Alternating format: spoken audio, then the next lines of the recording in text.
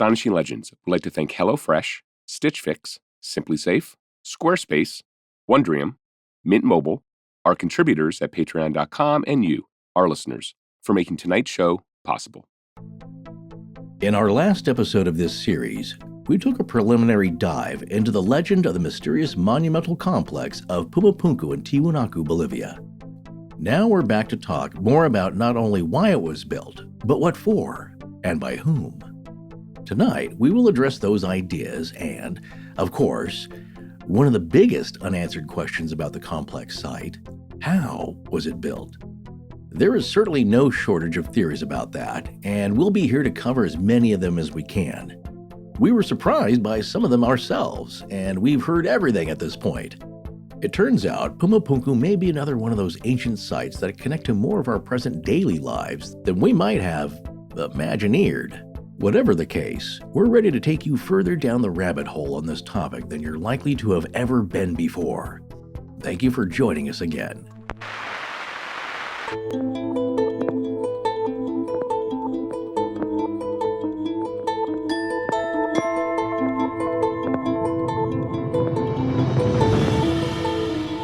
Welcome back to Astonishing Legends. I'm Scott Philbrook, and this is Forrest Burgess. The Tiwanaku is the greatest Native American empire that many Americans have never heard of. Every time we find something that reflects the complexity of the society, it adds to our deeper knowledge of the origins of complex societies worldwide. Archaeologist Paul Goldstein, Department of Anthropology, UC San Diego. Join us tonight for the final part of our series on Pumapunku.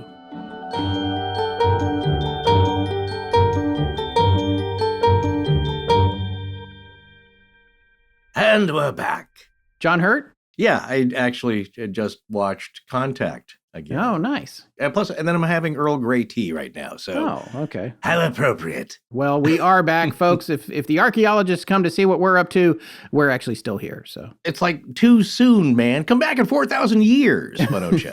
Yeah. We have a great show tonight, folks, but first, a little very quick housekeeping. Clean as you go is what my mother-in-law used to say, God rest her soul. She was right. That used to be on a sign at Denny's, my favorite Denny's franchise. At the waiter station, that's, the little island that's in the middle of the restaurant, which I love because it's a little like a little break, a little island. But there's a little sign there that said, clean as you go. And it's like, that's very good advice. We want to remind you about our new bi-weekly show, Astonishing Junk Drawer, which our patrons can access at patreon.com/astonishinglegends. Between our main show and that, you can hear versions of Astonishing Legends 52 weeks a year if you want to. Yes, and that show drops every week. The main show is dark, and we're working on some other bonus content for patrons as well. In other news, very quickly, our good friend and legendary Pennsylvania-based UFO and cryptid researcher, Stan Gordon, has a brand new book out, and we told him we'd be delighted to give it a shout out here on the show. And it's called Creepy Cryptids and Strange UFO Encounters of Pennsylvania: Bigfoot, Thunderbirds, Mysteries of Chestnut Ridge, and more. Case Book 4. Yeah, there's already 3 case books. Yeah, it's a lifelong project. He has had some very weird stuff come across his desk, and it's just definitive. We love talking to Stan. Yeah, he's been at it since he was a teenager. He pioneered a lot of things, including a radio network of investigators back when nobody was figuring that kind of stuff out. Really, really amazing body of work. So it's important to remember that being a researcher, an investigator like Stan, or an experiencer like Terry Lovelace or Ken Webster, it doesn't pay very well, especially when COVID kiboshes whatever income you may have had from showing up at conventions to meet people and share your stories. Yeah. So when we mention these guys, all of whom we've come to think of as friends and their books, we're doing that because we love to hear their stories. And while book sales often don't amount to much, you'd be surprised, it definitely helps. And we don't recommend them unless we think they're good reads and well-sourced stories. So in this case, if you want to get Stan Gordon's new book, we've made a tiny URL for it to make it easy, and that's tinyurl.com/creepycryptids. Check it out right there, tinyurl.com/creepycryptids. Yes, and it's already on our webpage for this series, so go check it out there if you can't remember, tinyurl.com/creepycryptids. Well, speaking of Ken Webster, we've been in ongoing touch with him, and don't forget about his newly published second edition of The Vertical Plane, which you can get at tinyurl.com/verticalplane, PLANE, 2AL. tinyurl.com/verticalplane, PLANE, the number 2, and then AL. And he specifically wanted to get an edition out there for folks that was affordable, since speculators like Rich Haddam are hoarding the first edition. How terrible of him. Yeah, well, when Rich bought those copies for us, that first edition wasn't so expensive. It's nuts now. It's crazy. Yeah. Anyway, folks, there are links in our show notes for both of those books. Also, if you can remember their titles, you can just look them up on Amazon. They're right there. The Vertical Plane, there's a second edition, and Creepy Cryptids. Oh, and one last thing, we might be dabbling around on a new platform, but finding out which one it is takes a little sleuthing on our website, where sometimes a hand is afoot. Weird. Okay, well, let's dig back into Pumapunku. You get that? Yeah, I got it. We got it. I think everybody got it. Okay, good. Well, Scott, let's get right back into a few things that we thought were really fun that we save for part 2, but we think they're important because since some of the earliest history, we even know about 11,000-year-old Göbekli Tepe and what's going on today with people who, get it, have fun with skulls. Oh, this is from the area, halfway around the globe here. The first thing, generally, we're going to talk about the Aymara Skull Festival that goes on to this day with the Andean people in Bolivia. But first, there will be a few adult themes discussed in the next section here, just about what people get up to when they have parties with skulls. I don't remember that part of this section. There's a mention there, which I thought that would be is the model that you put down all the time. That would be hard to explain to your child. Okay. Okay. So that. Before I say it, I will give another warning. I should point out, by the way, I was thinking about this, and Sarah asked me about this the other day, because we're always like, we know people with families are listening and have kids, and that is sort of our rule about when we're going to bleep something or not. The Junk Drawer Show, which is on Patreon, is pretty much uncensored. So just going to warn you about that. We figure you got to be old enough to have a credit card to listen to that one. So this show shall remain, and I don't know what you're planning here with these skulls, because don't let your imaginations run wild, but there are parties and people do things when parties are going on. So, but the first thing we're going to do, and I don't know what happened socially here, but we're going to go all the way back, make that connection again to Göbekli Tepe and the skull cult that apparently was there. Now, we talked a little bit about this when we did the Göbekli Tepe series. And I think we even mentioned the same article, but it popped up again doing my research here to find connections, because that's what I do. And this article comes from archaeology.org entitled Skull Cult at Göbekli Tepe. And it posed from Sanliurfa, Turkey by Jason Urbanus. And this came out in January, February of 2018. So Göbekli Tepe is one of the world's most significant yet mysterious archaeological sites. Between the 10th and 8th millennia BC, people there erected a series of massive stone circles where groups gathered for religious or social purposes. This year, researchers revealed that microscopic analysis of bone fragments found at the site suggests that human skulls may once have hung there on prominent display. The fragments belong to 3 partially preserved skulls that were carved and altered after death. This is the first indication of how Göbekli Tepe's inhabitants may have treated their dead, and archaeologists believe it may provide evidence of an early Neolithic skull cult that exhibited the decapitated heads of either venerated ancestors or dispatched enemies at designated spots. The discovery further underscores the complex ritual behavior exhibited at Göbekli Tepe. Marks on the 3 partial skulls indicate that they were defleshed, modified, and even painted. Oh my. Deep incisions were repeatedly carved into the skulls with stone tools to create grooves that ran up the forehead and toward the back of the head. According to researcher Julia Gresky of the German Archaeological Institute, the skulls may have been suspended by a cord that wrapped around the head and passed through a small drill hole at the top. The incised grooves would have prevented the cord from slipping along the smooth surface of the bone as it dangled.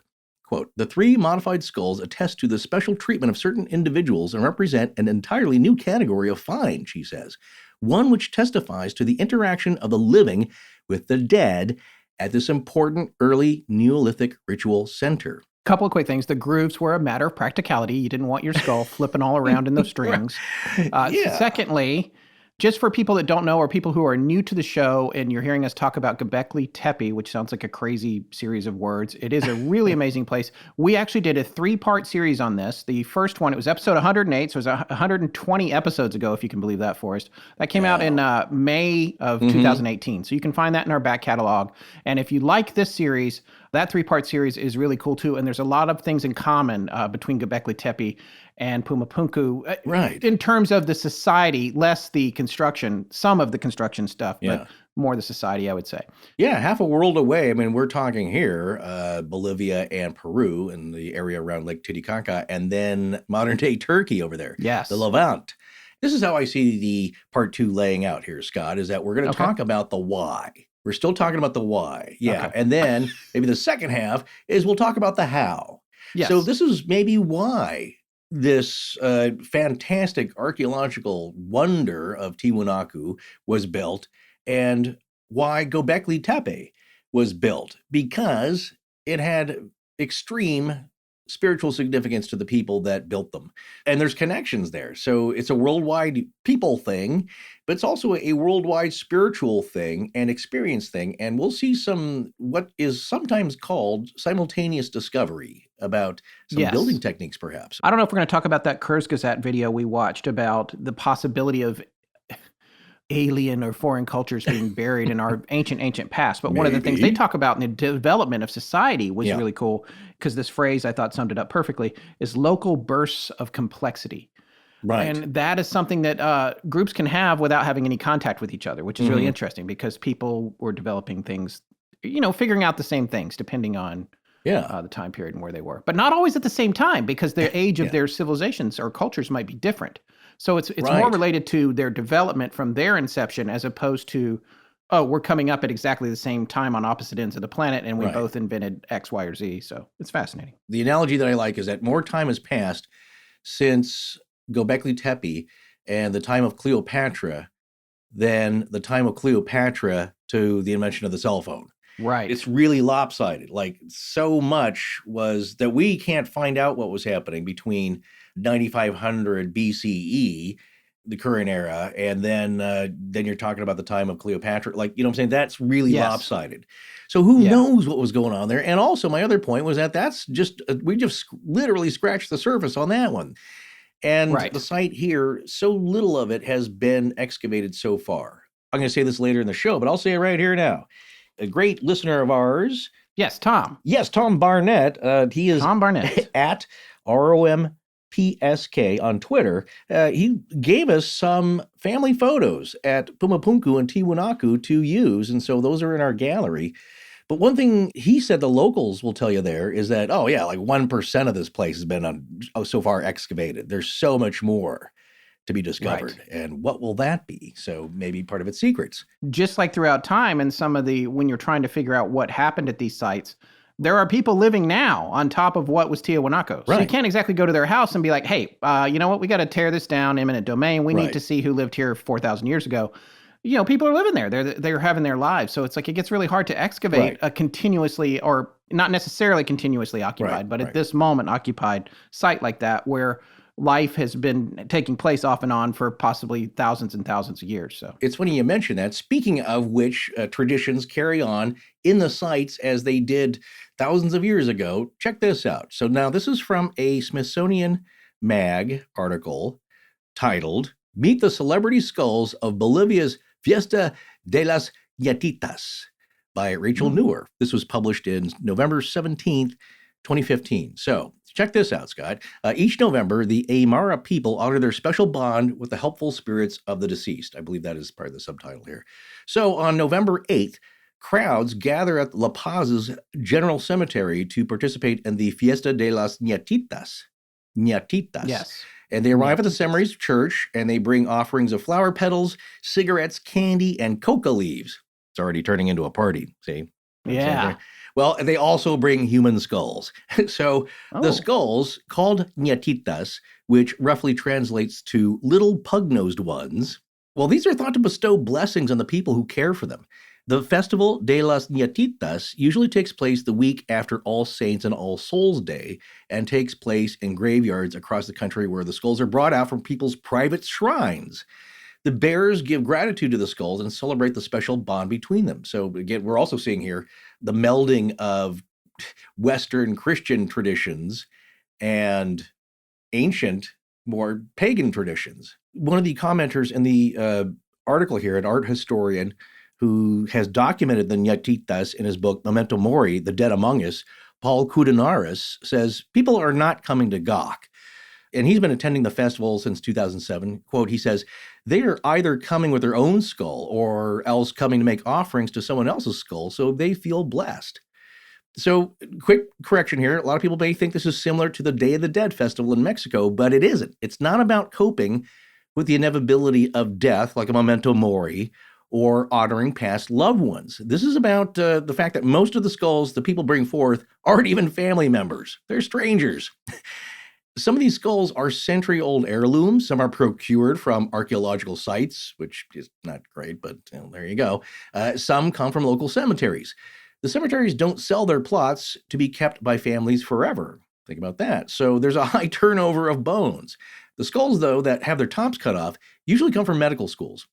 So this is like Kramer on Seinfeld explaining the certified mail.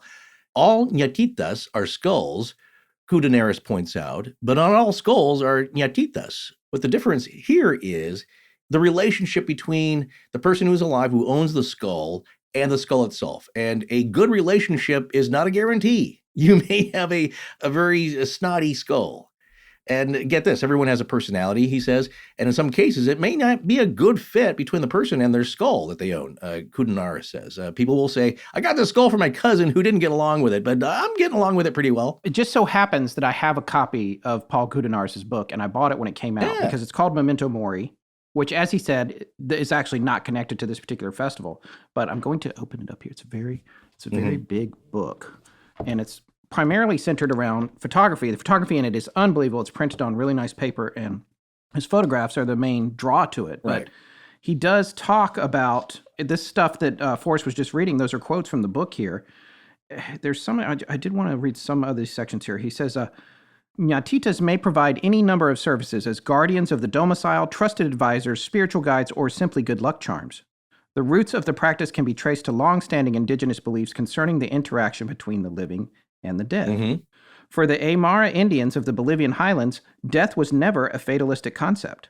Those who passed on had simply transcended to another phase of life and could still function within the family or social group. Yeah.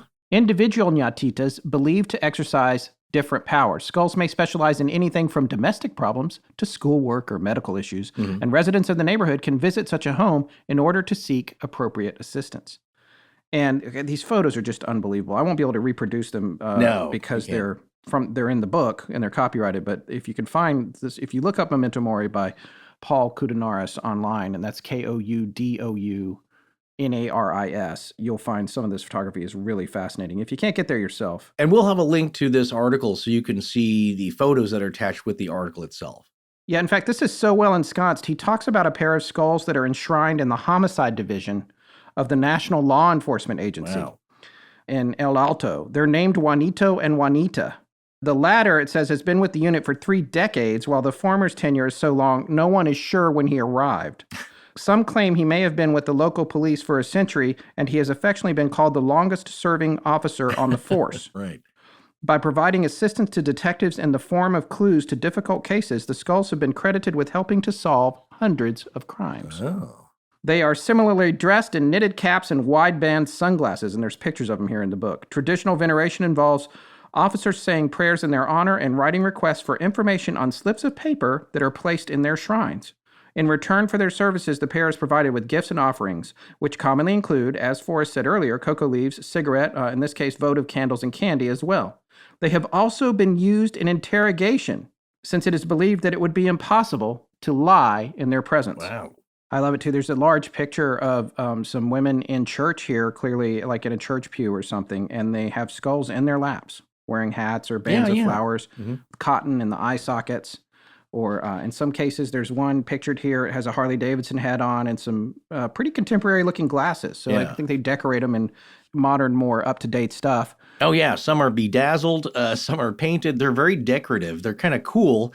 You may think of having one, except that it's an actual dead person's skull. It's not the ceramic fun stuff you get at the store of the painted skull for Day of the Dead. This is the real deal. Yeah, and they have some in here that have lit cigarettes in their mouths, I guess, during the festival. Yeah, it doesn't do any good to have a non-lit cigarette. But I just want to read this last section, and we'll move on from this, but this is on page 182 of Kudonaris's book. Yeah.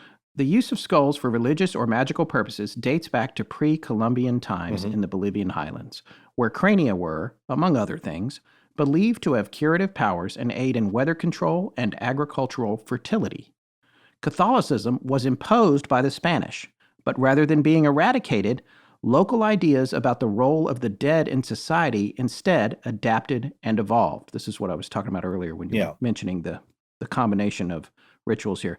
The church officially disavows any connection to the skulls, but in fact, the foundation of the contemporary fiesta is a complex syncretism between the Catholic cult of the dead and indigenous beliefs.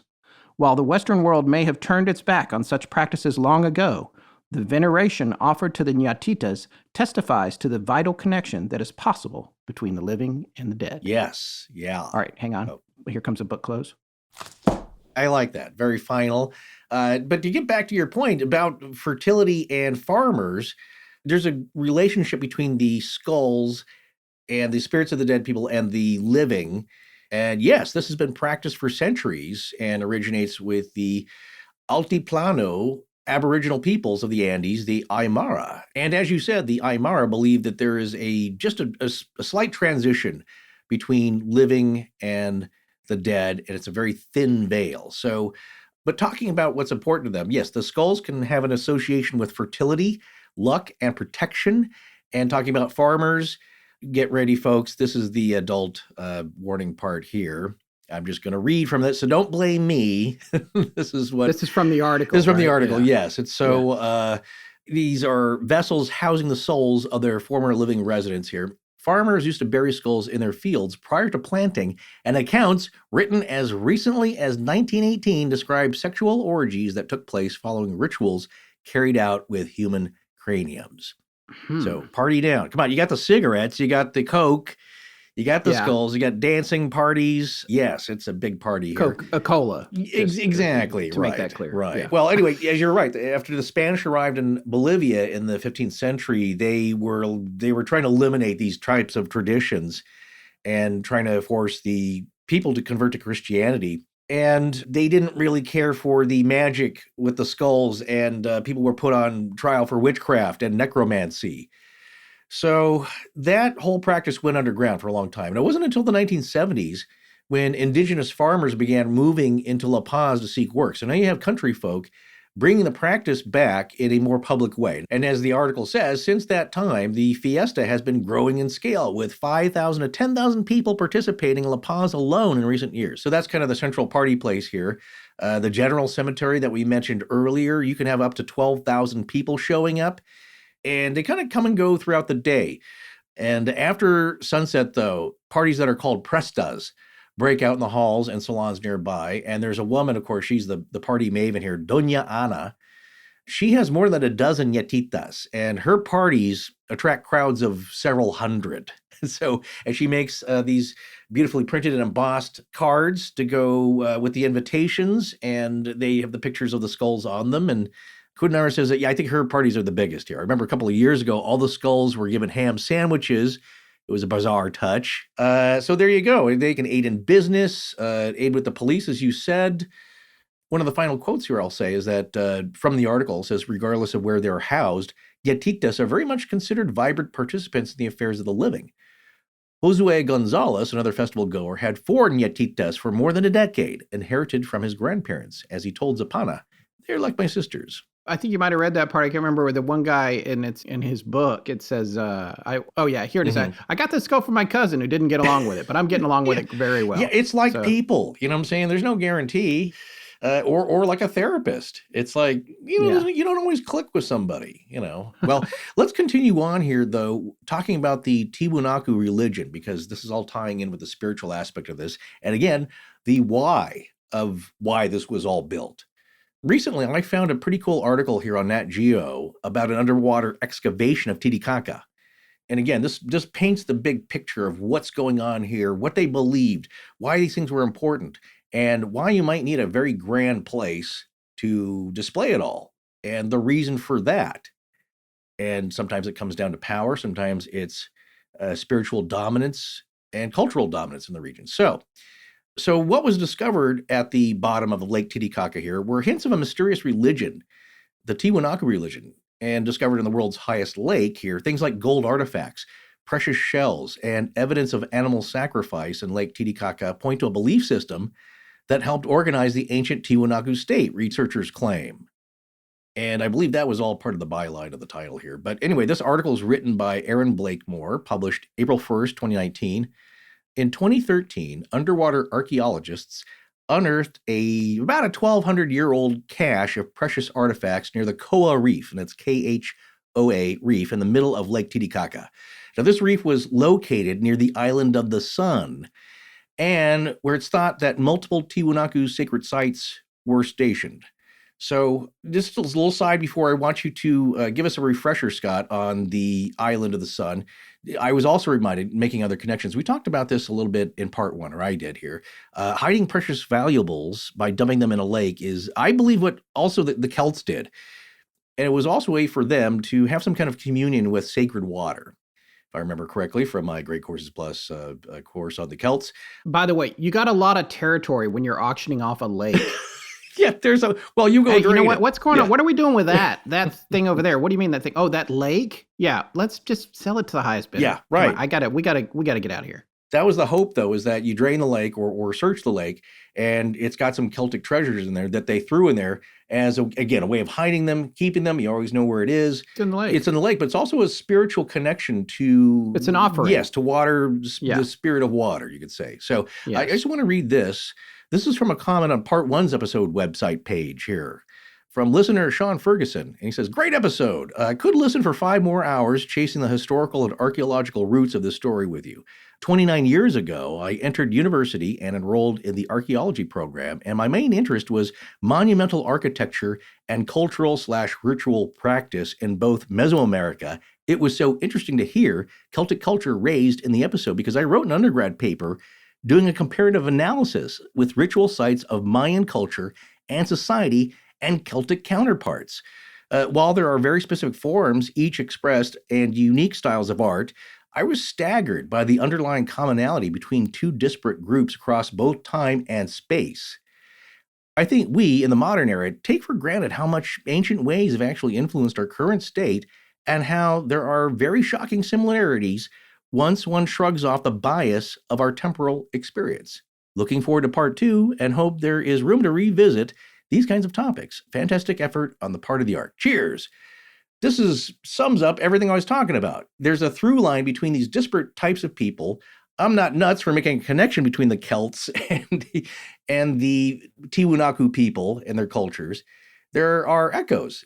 It may not be exactly the same, but things rhyme. So the article continues on saying that 6 years after that, finally researchers, they think they may know what those objects like gold and metal ornaments, semi-precious stones, and incense burners, they think they may know what the objects represent. Now, one of the takeaways for me that the article explained was that the religion of the Tiwanaku, and not their military might, was what made them and their culture the dominant force in the region.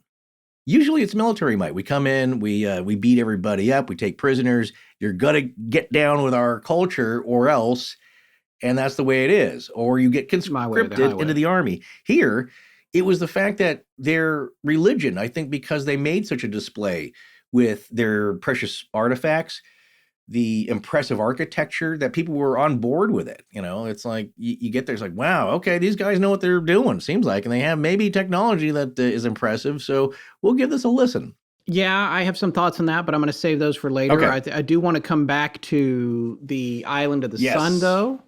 This is pretty cool. The Isla del Sol, which you asked me to drill down on a little bit. And I wanted to because by the local cultures, it's thought of as the origin point. Yeah. The Axis Mundi, talking about spiritual mundi and knowledge in the band of thought encircling the earth. These folks believe that this could be the birthplace of everything. Yeah, my wife Emily read a book a while back that she tried to get me to read, and I hadn't had time because we're always reading other books. But Yeah. it was called At Home by Bill Bryson. It was a bestseller, I believe. But it's one of the things he talks about is how these things work down through culture. I don't think he goes as far back as we're talking here, but he does go back. He talks about the origins of like the chairman of the board and these phrases and where they really came from. And I think it is interesting. You don't think about it that much, but like to the point of Sean, who wrote in here, think about like when you toss change into a fountain.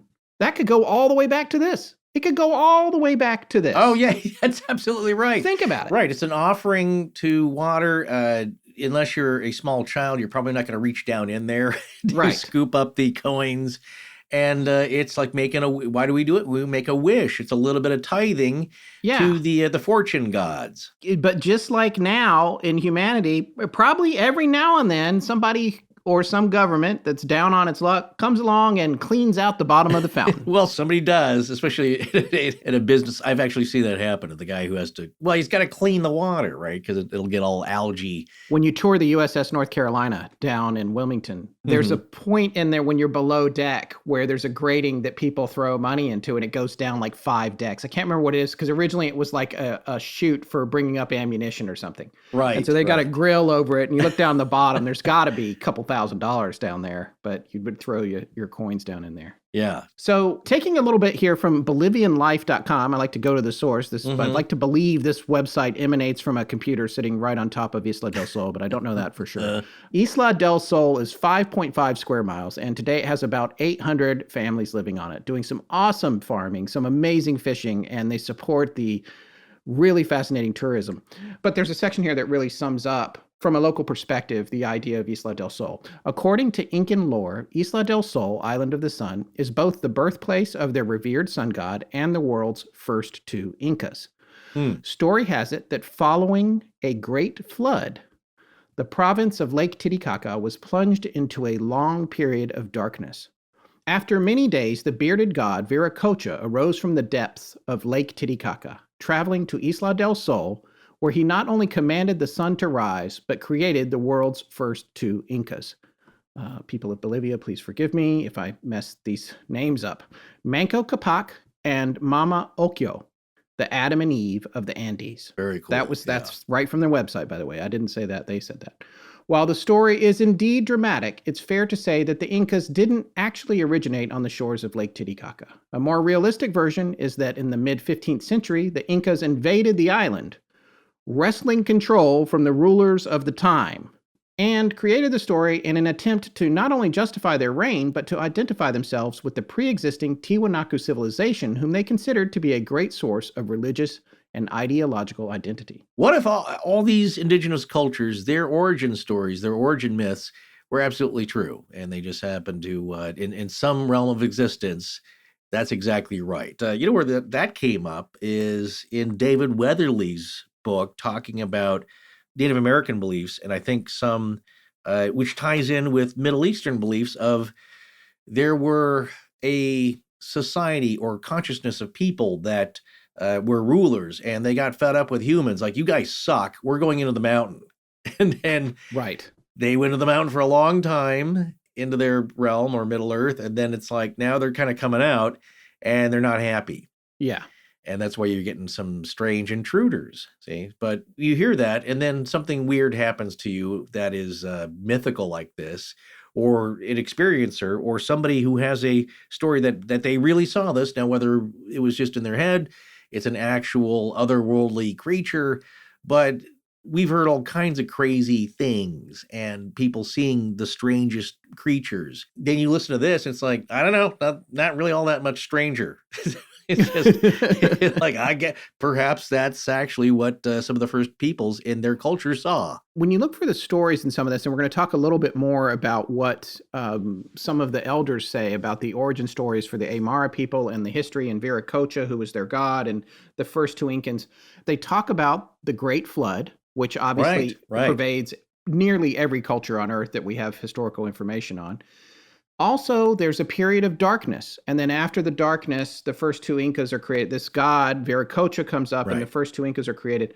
Think about that series of events. Think about the Great Flood possibly having been caused by a catastrophic impact to the planet. A meteor which sends up particles in the atmosphere. 3 days of darkness or 3 weeks of or 3 months of darkness.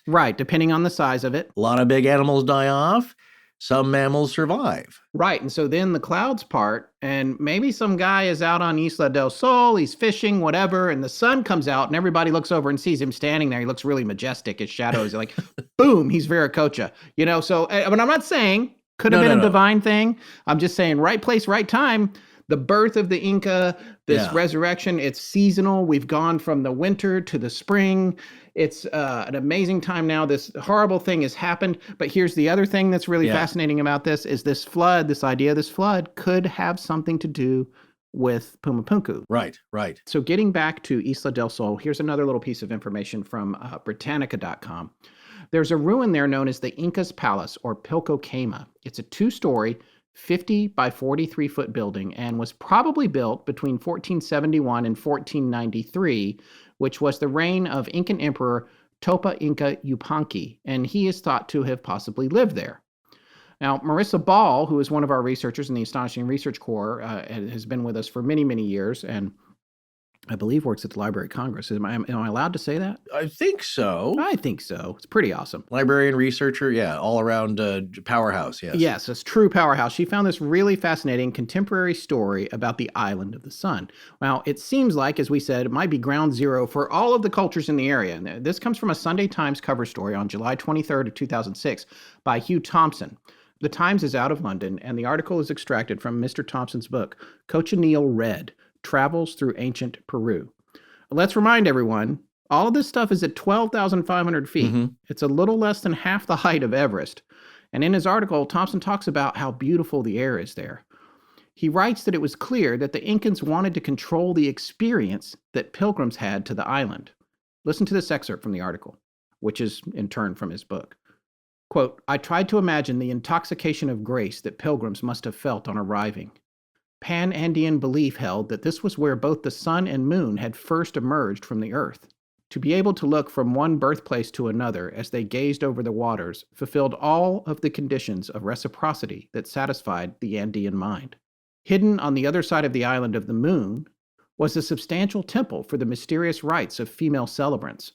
Mysterious because the distaff side of Inca religion was relatively unrecorded.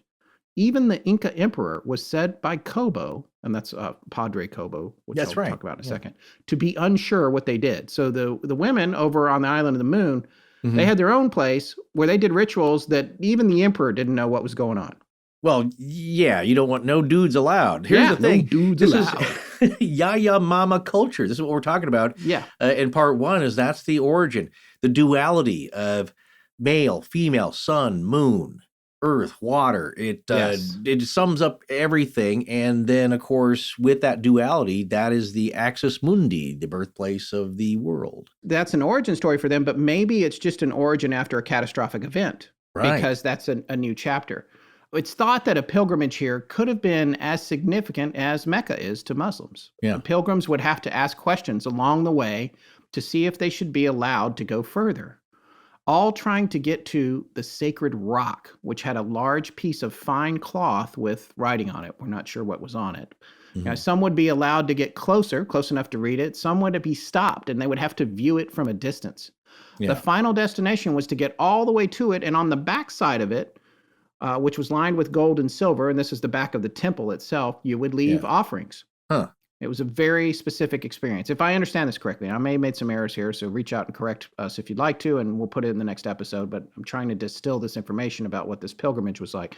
Although the Inca were after the folks that created Pumapunku, a lot of these rituals were rooted in the cultures that came before them, and it's hard to figure out how and why, because there's thought to have been a gap of occupation. Mm-hmm. So I'm not fully clear on that from a sociological perspective, how some of the traditions made it from the dead culture to the next culture that came along, other than it went out and it spread, through the diaspora into the mountains and the hills, and somehow it worked its way down to the cultures that came back to the area later. So anyway, That's what I have to say about the island of the sun. It all ties in and again paints that big picture here because you start to understand what they believe perhaps and why this was important and the methods that they went through. And what you're talking about is part of that experience, trying to create that experience for the worshiper or the newly arrived who may have heard about this. It's like, hey, what is all this Tiwanaku religion I've been hearing about? It's like, well, come with us.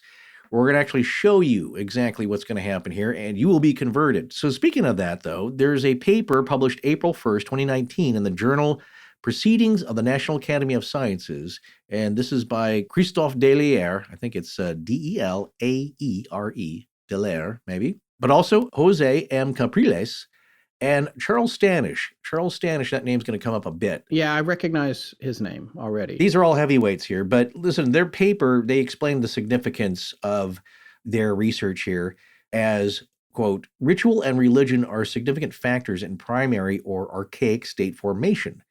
These beliefs and practices not only legitimize these new political organizations in their ability to control supernatural forces, it's important, you got to be able to control the heavens, but also incentivize intra-group cooperation by punishing freeloading and rewarding cooperative behavior. That's important. You can't be goofing around. So this is a definition of religion: punish freeloading and reward cooperative behavior. Yeah, look, nobody likes a freeloader. Okay, look, we've been working really hard to grow the crops and harvest them. You're just sitting there eating corn on the cob, kicking back, and we're all sweating out here. So that's right. Get with the program, buddy. Anyway, so continuing on, recent archaeological excavations from an underwater ceremonial location near the Island of the Sun in Lake Titicaca, there you go, have revealed the remarkable constituent elements of repetitive rituals practiced by the Tiwanaku State between the 8th and 10th centuries CE.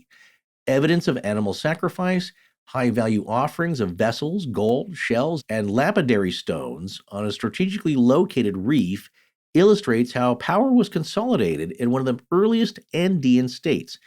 Again, this is the significance paragraph here from the paper that the Smithsonian article is drawing from. Religion and these artifacts and the veneration practices are really what's making the cohesive cooperation exist. Much like, again, Göbekli Tepe and the monuments, and like, let's all get together, put down the spears for a second. Now we're going to need grain. Let's do that. But this is important. Let's all work on this together. It brings people together. So here's the abstract from the paper. Considerable debate surrounds the economic, political, and ideological systems that constitute primary state formation. Theoretical and empirical research emphasize the role of religion as a significant institution for promoting the consolidation and reproduction of archaic states.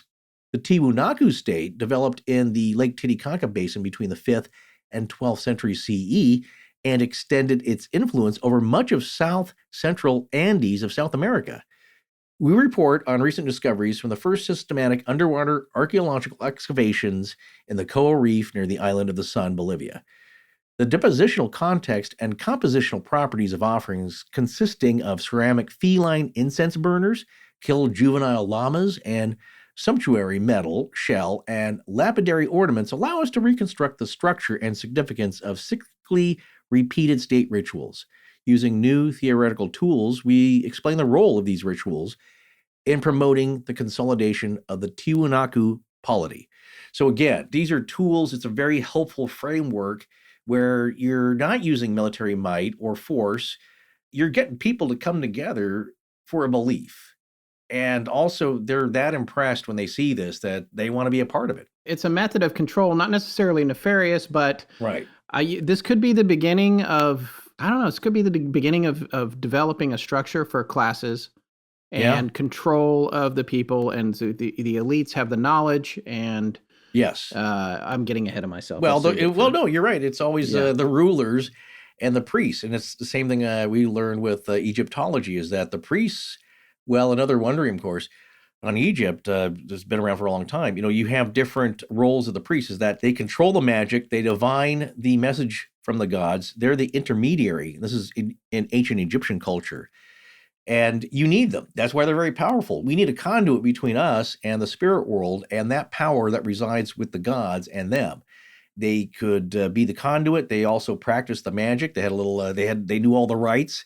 They're very important people and powerful in the society. But couldn't magic also be knowledge of technology that is beyond the scope of the layman to understand? Absolutely. Okay, let's see here. Green beans, ginger, scallions, jasmine rice. That sounds pretty good. What you making? It's actually one of my HelloFresh meals for this week. Oh, yeah. Meatballs with bulgogi sauce with roasted green beans, ginger rice, and my favorite, sriracha cream. Yes, I should have known. Those are all the classic ingredients there. I actually made that a few nights ago myself. It was delicious. All right, so tell me this. Did you think it was authentic bulgogi?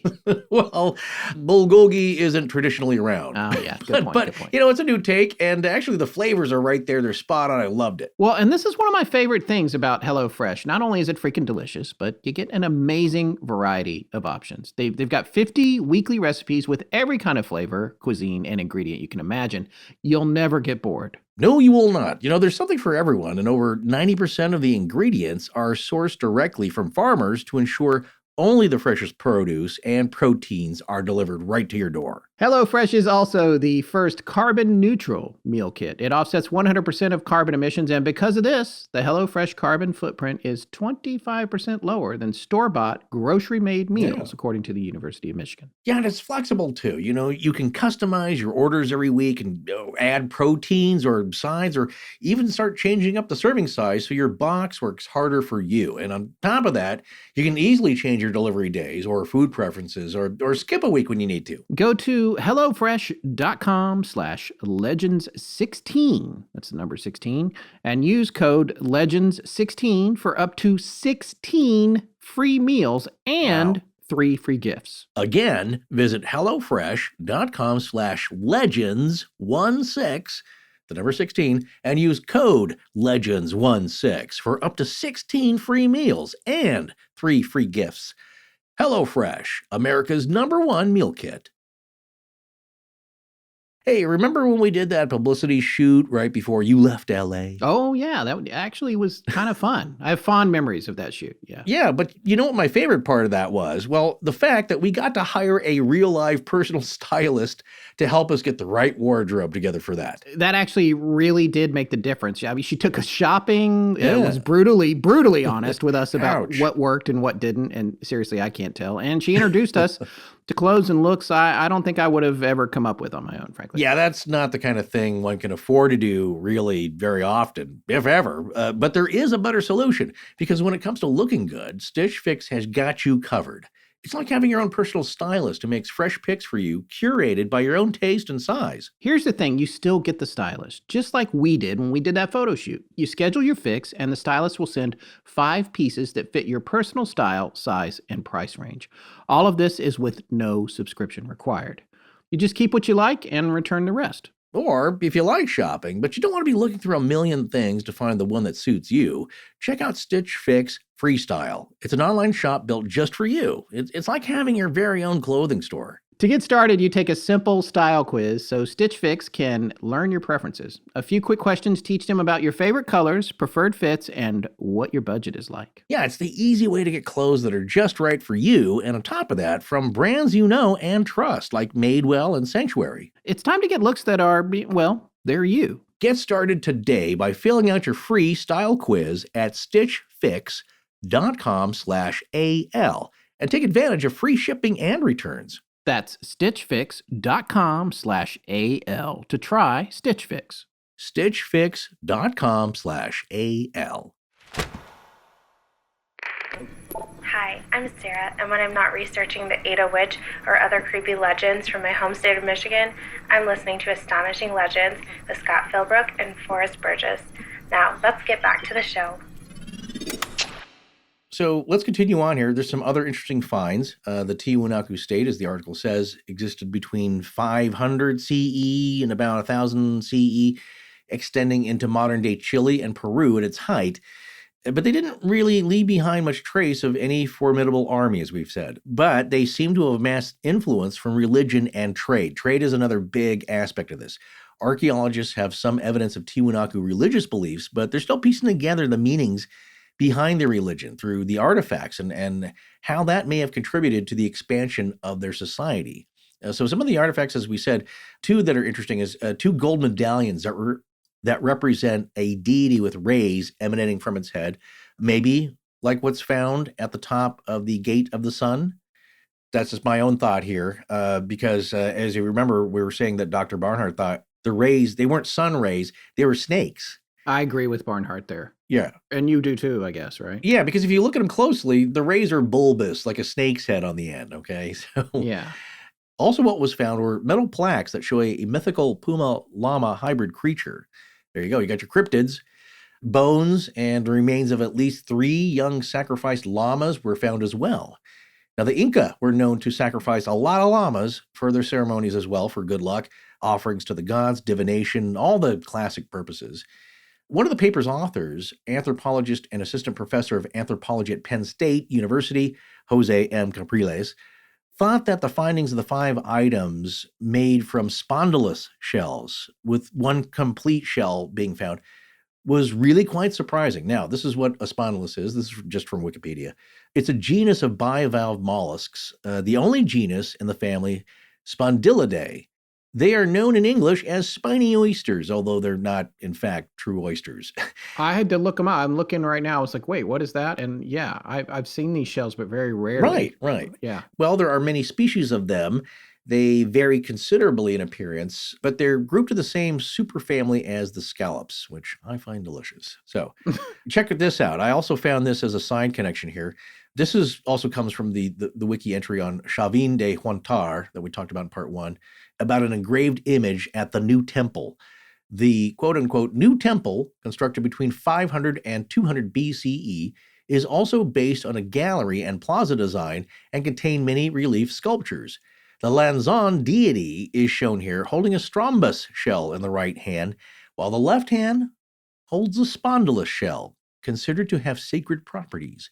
This is a very sacred shell. It's a magical shell to them, okay? The spondylus were very important in early Andean cultures, but they aren't native to Lake Titicaca, just to the Pacific Ocean. Okay, and the strombus shell, for people that don't know, because I had to look that up, it looks like a conch shell. Yeah. So we got the conch on one side and the spiny mollusk on the other side. Right. Interesting. Now, here's the deal. So the fact that the shells come from over 1,200 miles away from their nearest habitat speaks to both the power and the value of the shells and of Tiwanaku's trading power.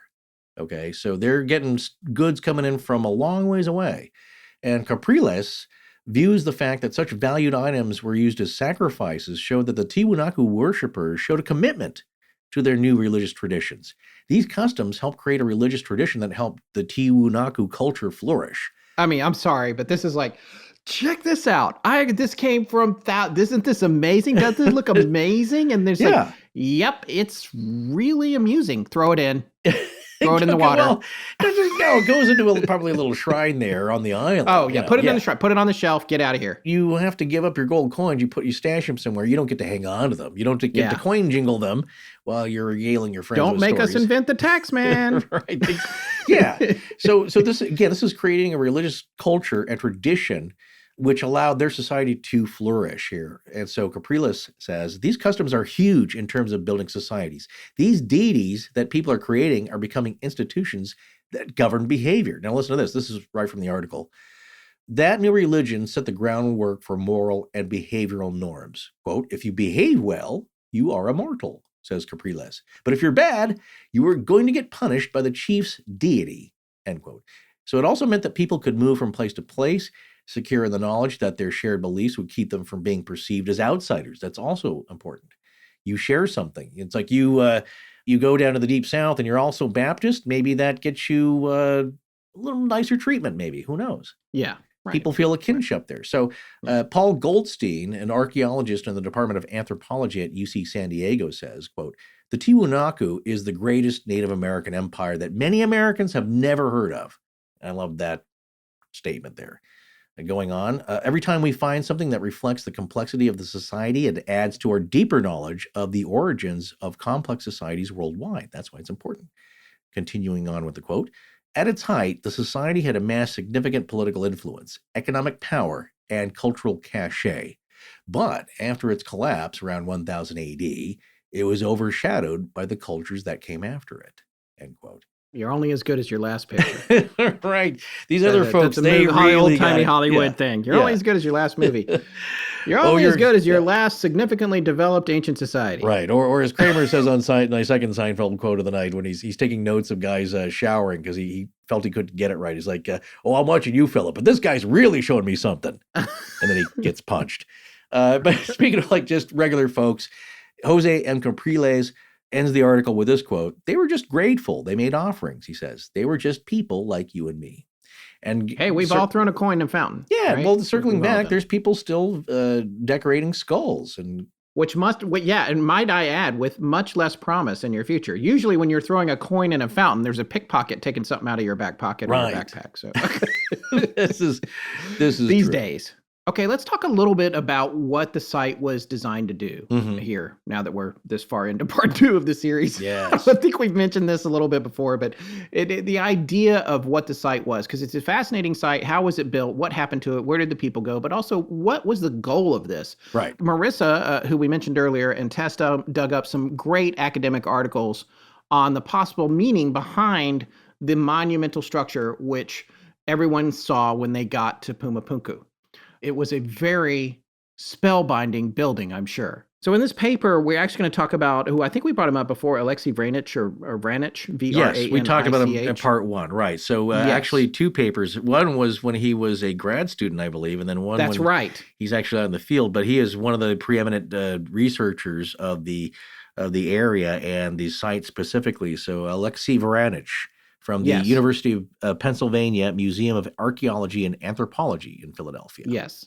Now that we've talked about him so much, someone might forward it to him, and I hope that we get a nice email. Well, he's going to get out his red pen and we didn't screw anything up. Yeah, you get a D+. How's that? Yes, but I do want to read the abstract from this particular paper that the Research Corps found, and Tess and Marissa specifically, I think, on this one. Investigations carried out in 1996 and 2000 through 2002 at the Pumapunku Temple Complex at Tiwanaku, Bolivia, 500 to 950 AD, according to the abstract, combined historical research, data recovered from previously unpublished excavations, strategically placed small-scale trenches, and three-dimensional architectural and stratigraphic recordings. The construction, use, and subsequent modifications, substantial and ephemeral to the temple complex, span 500 years. This period, the apogee of the Tiwanaku phenomenon, provides a theoretical case study of the role monumentality can play in the development of an archaic state. The Pumapunku temple complex facilitated movement of large throngs of pilgrims.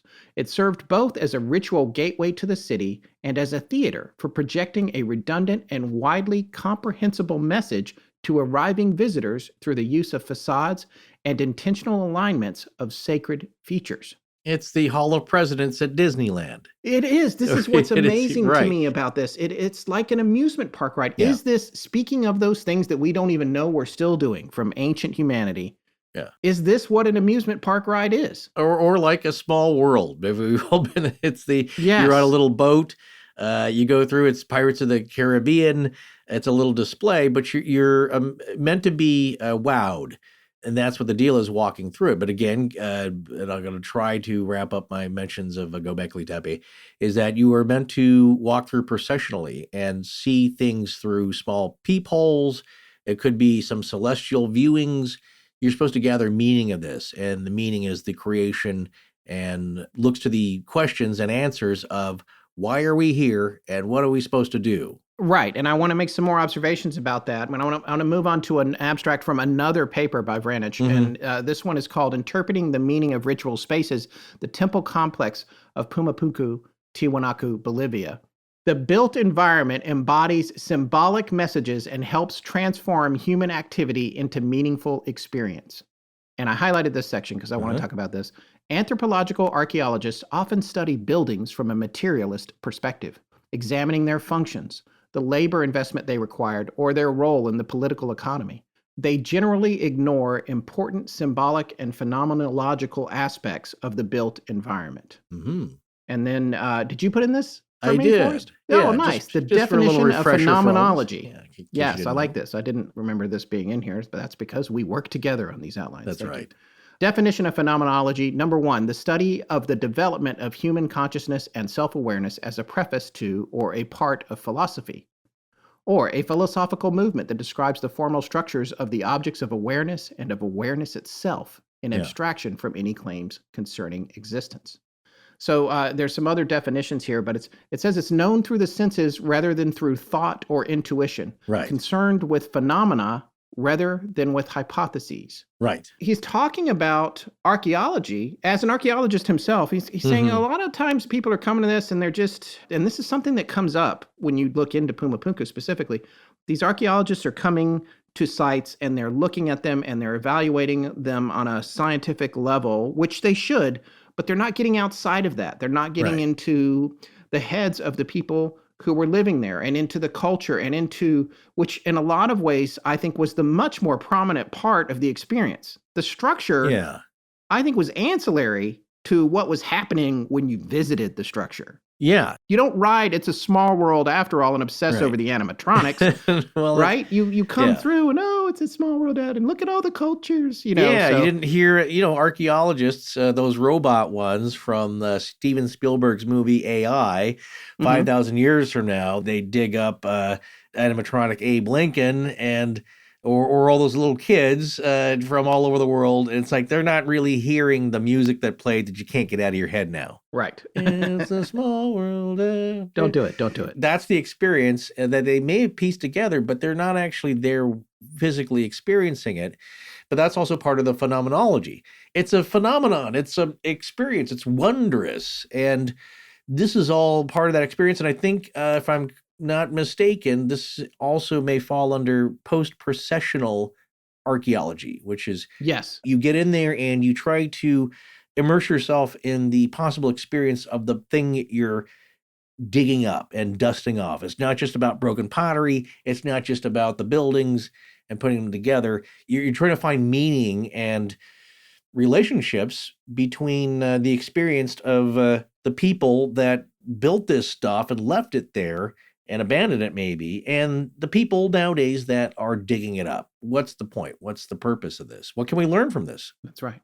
All right. Well, getting back to the paper from the journal here, he goes on to say, this investigation addresses this lacuna through an examination of the temple complex of Pumapunku, one of the largest and most important ritual precincts in the pre-Columbian city of Tiwanaku. And I did have to look up lacuna, and I forgot what it meant. Basically, it's a missing or blank space, a gap. So that's what he attempts to fill here. And he goes on to say, architectural analysis of data from detailed mapping and selective excavations shows that the Pumapunku complex is an extensive integrated compound consisting of platforms, buildings, plazas, courtyards, and stairways, measuring a half kilometer, a little less than a third of a mile, in length. Although this complex was modified several times, its formal plan remained unchanged. Two interpretive approaches are used to understand the experience and meaning of the temple complex. The first is a phenomenological approach. The architectural spaces are interpreted from the point of view of a pilgrim walking through the complex, examining the physical and emotional reactions he or she might have experienced. And again, as we said before, I don't know what's going up with those heads we talked about that are part of the tendons in the wall.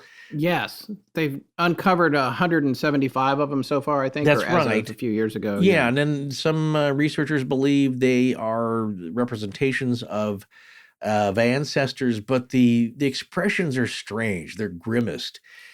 Some ancient alienists will say they might represent non-human forms because they're so weird looking.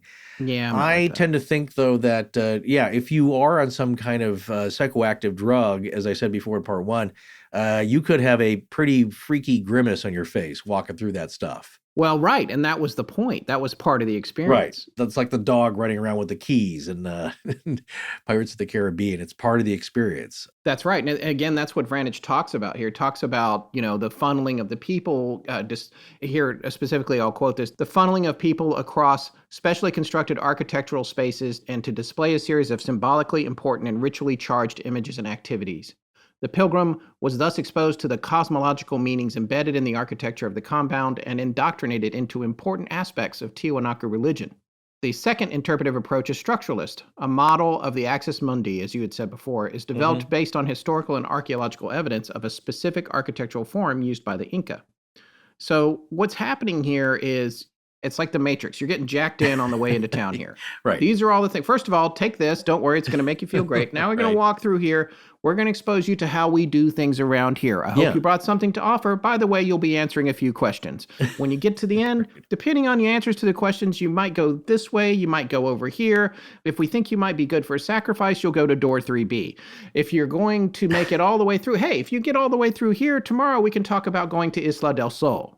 Right. This is all conjecture, mind you. Yeah. But it makes sense based on what we know and what I should say, the archaeologists know who've done all this research. There's a lot of speculation embedded in this, but it does make sense when you think about it.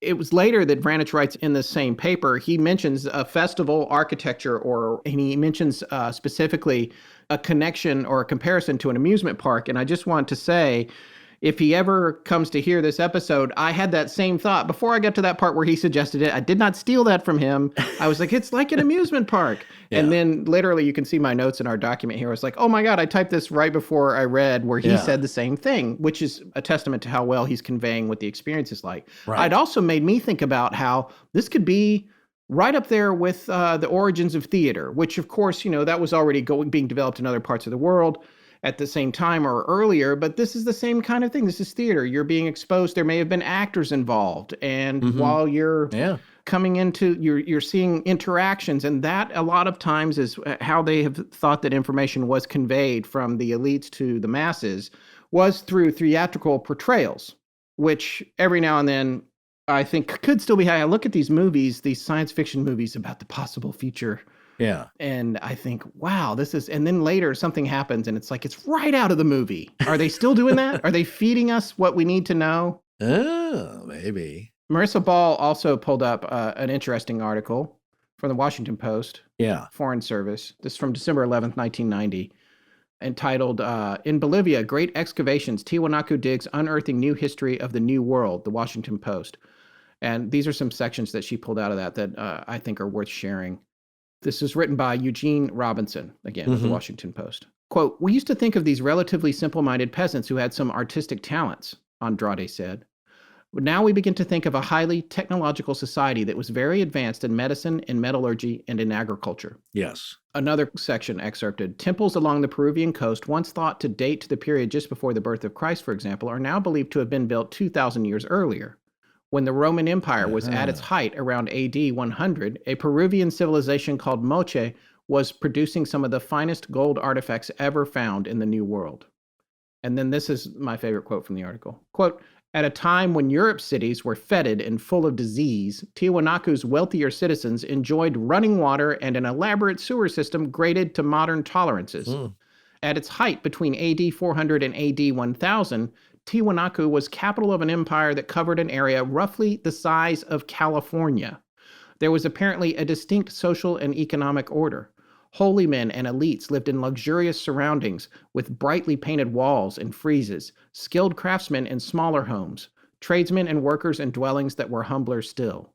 Much of the Tiwanaku stonework was dismantled after the Spaniards came and used to build churches, dwellings, even much later to build culverts for the railroad line that runs past the ruins. That which survives is stunningly precise. Yeah, spolia. Remember we talked about that, taking down of using headstones to build your house and then getting haunted. Yeah, and it's a tragedy to have all this stuff dismantled and repurposed and dismantled and repurposed, but they didn't do that. They weren't the first ones to do that. They were doing it themselves. Tiwanaku, their culture was doing that to whoever came before them, who came before them, whoever conquered, whoever was already on Isla del Sol, all of these things. Everyone is taking, I want to build a house. That house these guys built before I got here is weird. I don't know what they were doing with that, but you know what? That would make a great wall. We're going to move it over here. We're going to do this and that and the other. And you see this today at Tiwanaku because we've been looking into this online a lot. And you'll see some of the stonework, some of the stones, the andesite, the volcanic stone is mixed with the sandstone.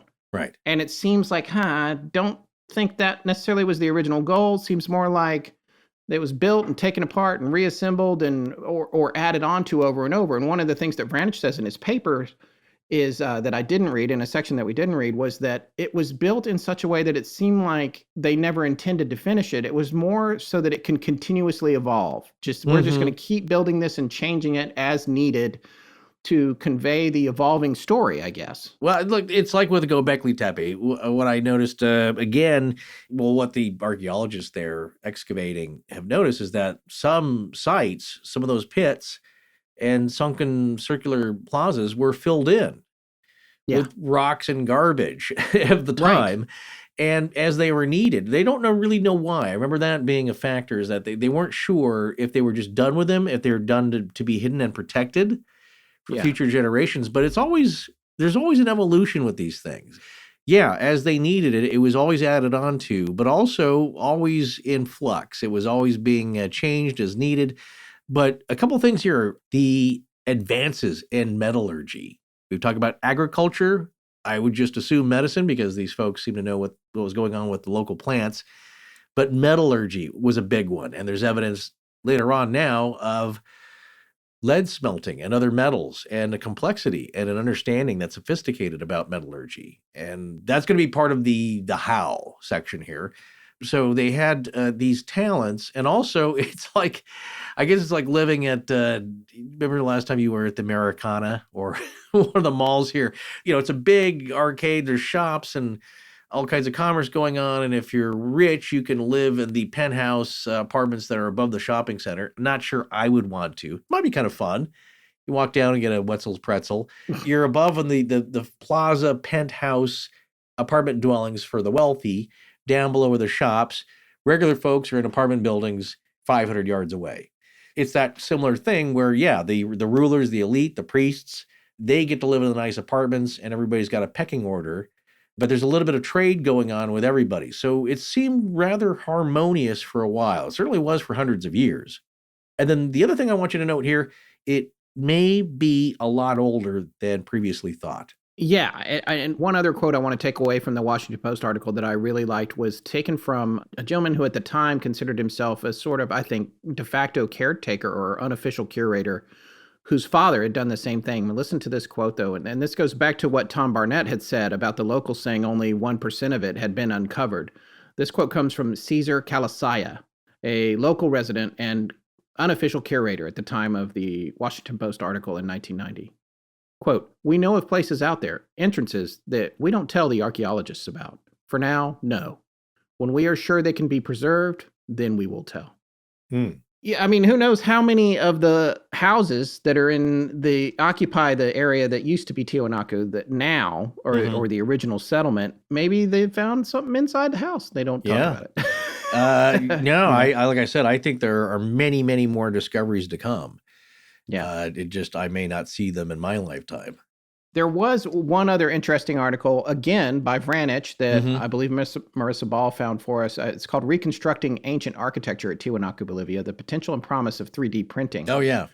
This was pretty amazing. This came out in 2018, and this is where they took the ruins and they 3D printed lots of the shapes up. And what's really cool about this is it allows people to have a tactile experience with arranging them and rearranging them and trying to figure out how they might have gone together. Right. Here's the abstract on it. I'm just going to read a section from it that I highlighted here. These measurements were entered by hand into an archaeological modeling program. The virtual form was subsequently printed in 3D form at a 4% reduced scale. Unlike large architectural pieces or notes or models on a computer screen, 3D printed pieces can be manipulated quickly and intuitively, allowing researchers to try combinations and seek connections rapidly, turning over pieces and testing possible fits. This tactile engagement, along with the ability to quickly try out combinations of the 3D printed pieces, led to fresh and often unexpected insights. Once refined and simplified, this methodology was demonstrated to the indigenous site managers who were provided with a full copy of the printed architectural fragments with a view to continuing research and to present the work to visitors, stakeholders, and other scholars. So what's really gripping about this is that once they got the model information, they're sharing that with everyone. Anybody can download it and print it out. And you can play around with Tiwanaku if you have a 3D printer and try to figure out how you thought it went together or what you would do with it. I think that, in particular, one of the things that's fascinating about this is if you come back to the stories told by the elders in the area, there is the idea that a giant came out of the lake and built the structures at the Isla del Sol.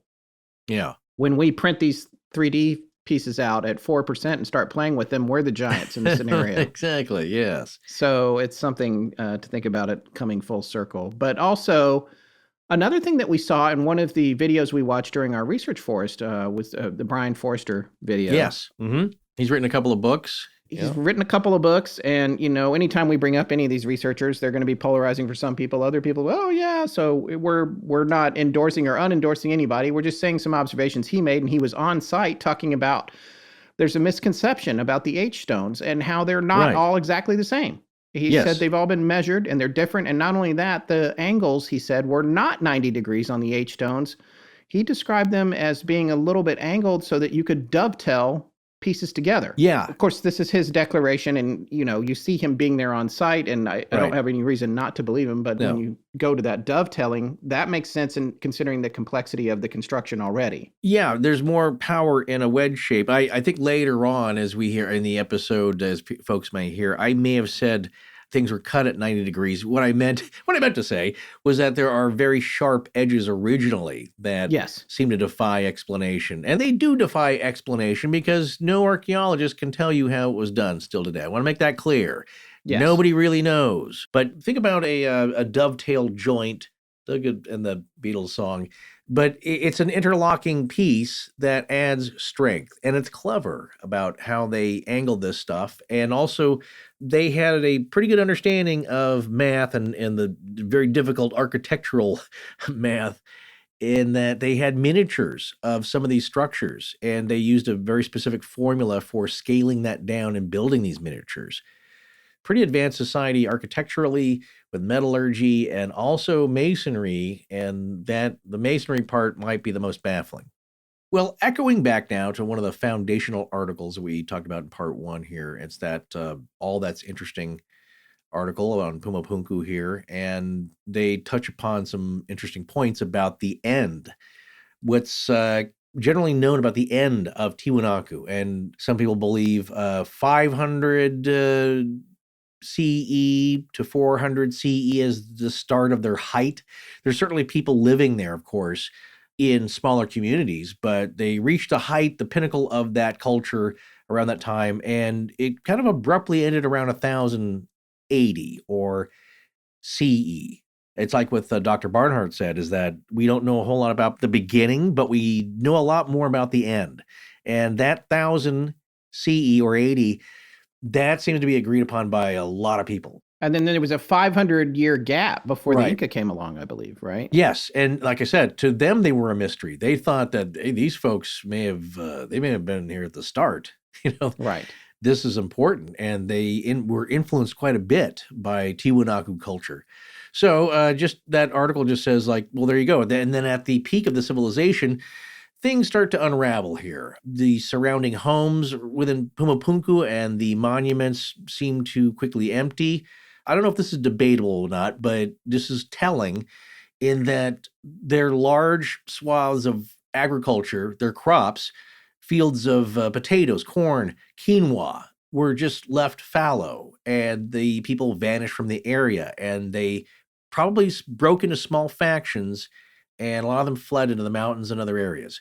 So up until recently, this article says, conventional wisdom suggested that the desertion was prompted by a severe prolonged drought that ravaged the crops and made sustaining a large urban population impossible. However, some researchers have contested this, pointing out that the new climate research suggests the region's drought didn't begin until decades after the start of Tiwanaku civilization's collapse. So I'm not going to say this one puts it to bed. It's still debated, but here's, I think, a pretty good argument about that we can rule out one cause of the dissolution of the Tiwanaku State from drought.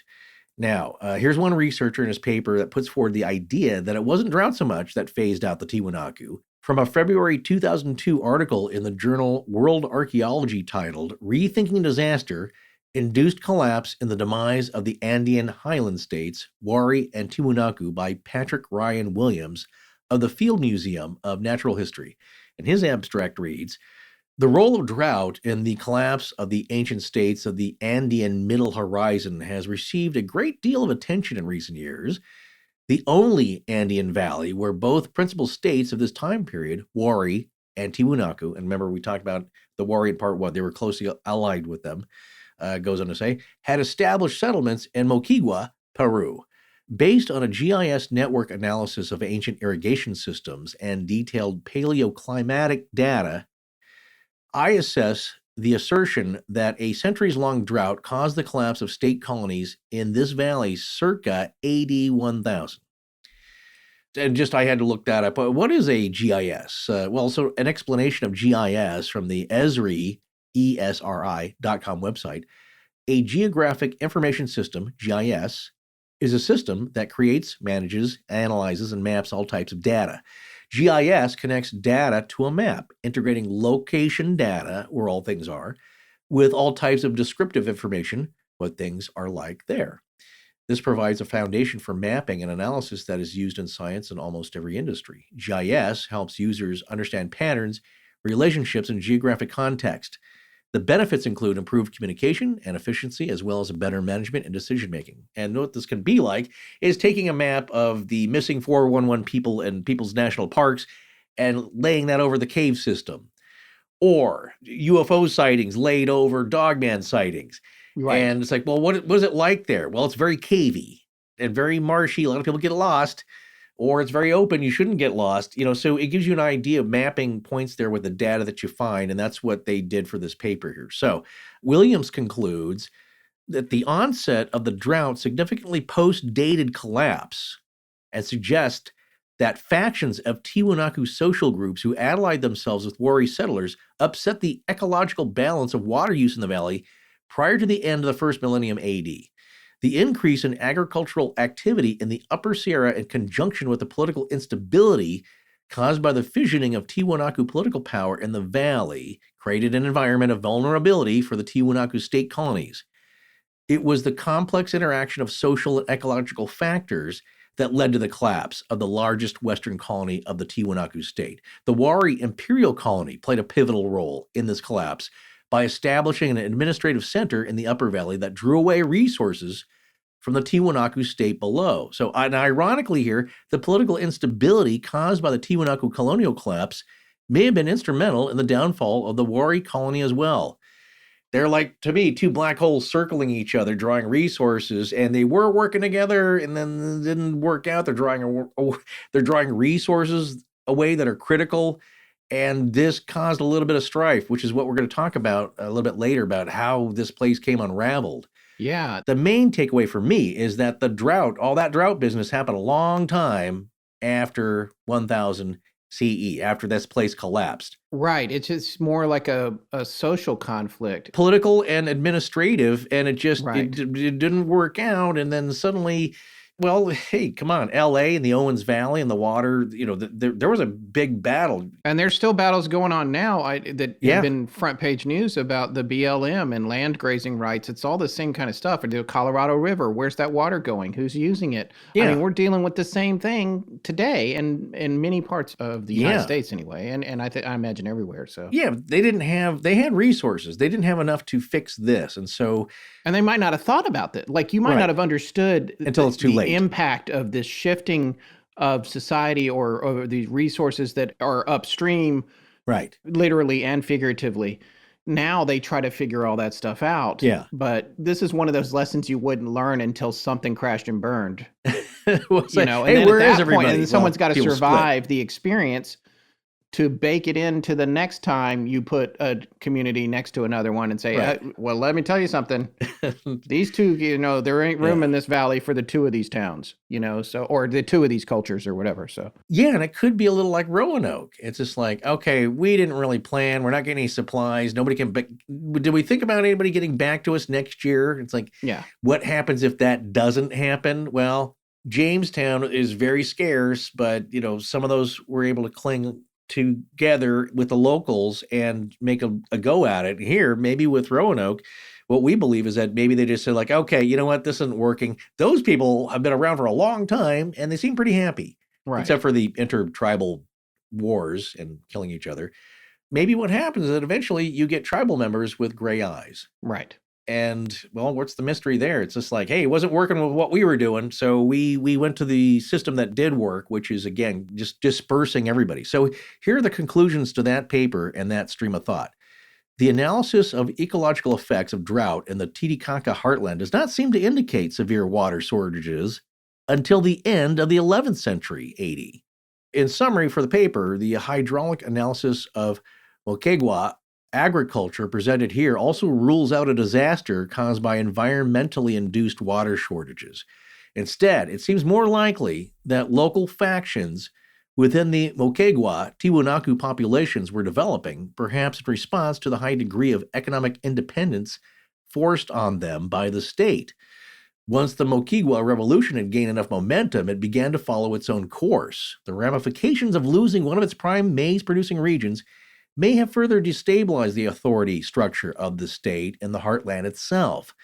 But this hypothesis requires testing at Tiwanaku itself. So anyway, the conclusion goes on that, there was a bit of strife that kind of rose up. And the real reason here for the collapse is, basically social vulnerability to certain natural and political stresses on being a primal factor here. And that likely, in Moquegua, water and social dynamics were very crucial elements to the abandonment of the site. My questions are about the series of events, and no one's going to have answers to these because I don't think they know. But when we talk about the Viracocha and the Aymara people talking about the Viracocha rising up, and then the sun and the moon were born from Isla del Sol and Isla de la Luna. Yeah. Possibly after a cataclysmic event. So let's say there was a great flood pertaining to an impact of some kind or an explosion of some kind, which seems less likely. Which there was, that they think in the Yucatan, which brought down a lot of dinosaurs. Right, brought down the dinosaurs. So maybe a smaller thing happened, but that blotted out the sun for a while. Right. And then the question would be, did that water, wherever it was, because I don't think Titicaca didn't have enough water in it to produce a great flood. What impact would have had to been in a much larger body of water? I would think so, yeah. Did that maybe destroy, and reminding people that Pumapunku is a monument within Tiwanaku. Tiwanaku has its own, the Calisasaya that we talked about in part one and these other structures, but the Pumapunku structure is more the volcanic rock, and that's the one that's scattered. What happened to that? How did it get destroyed?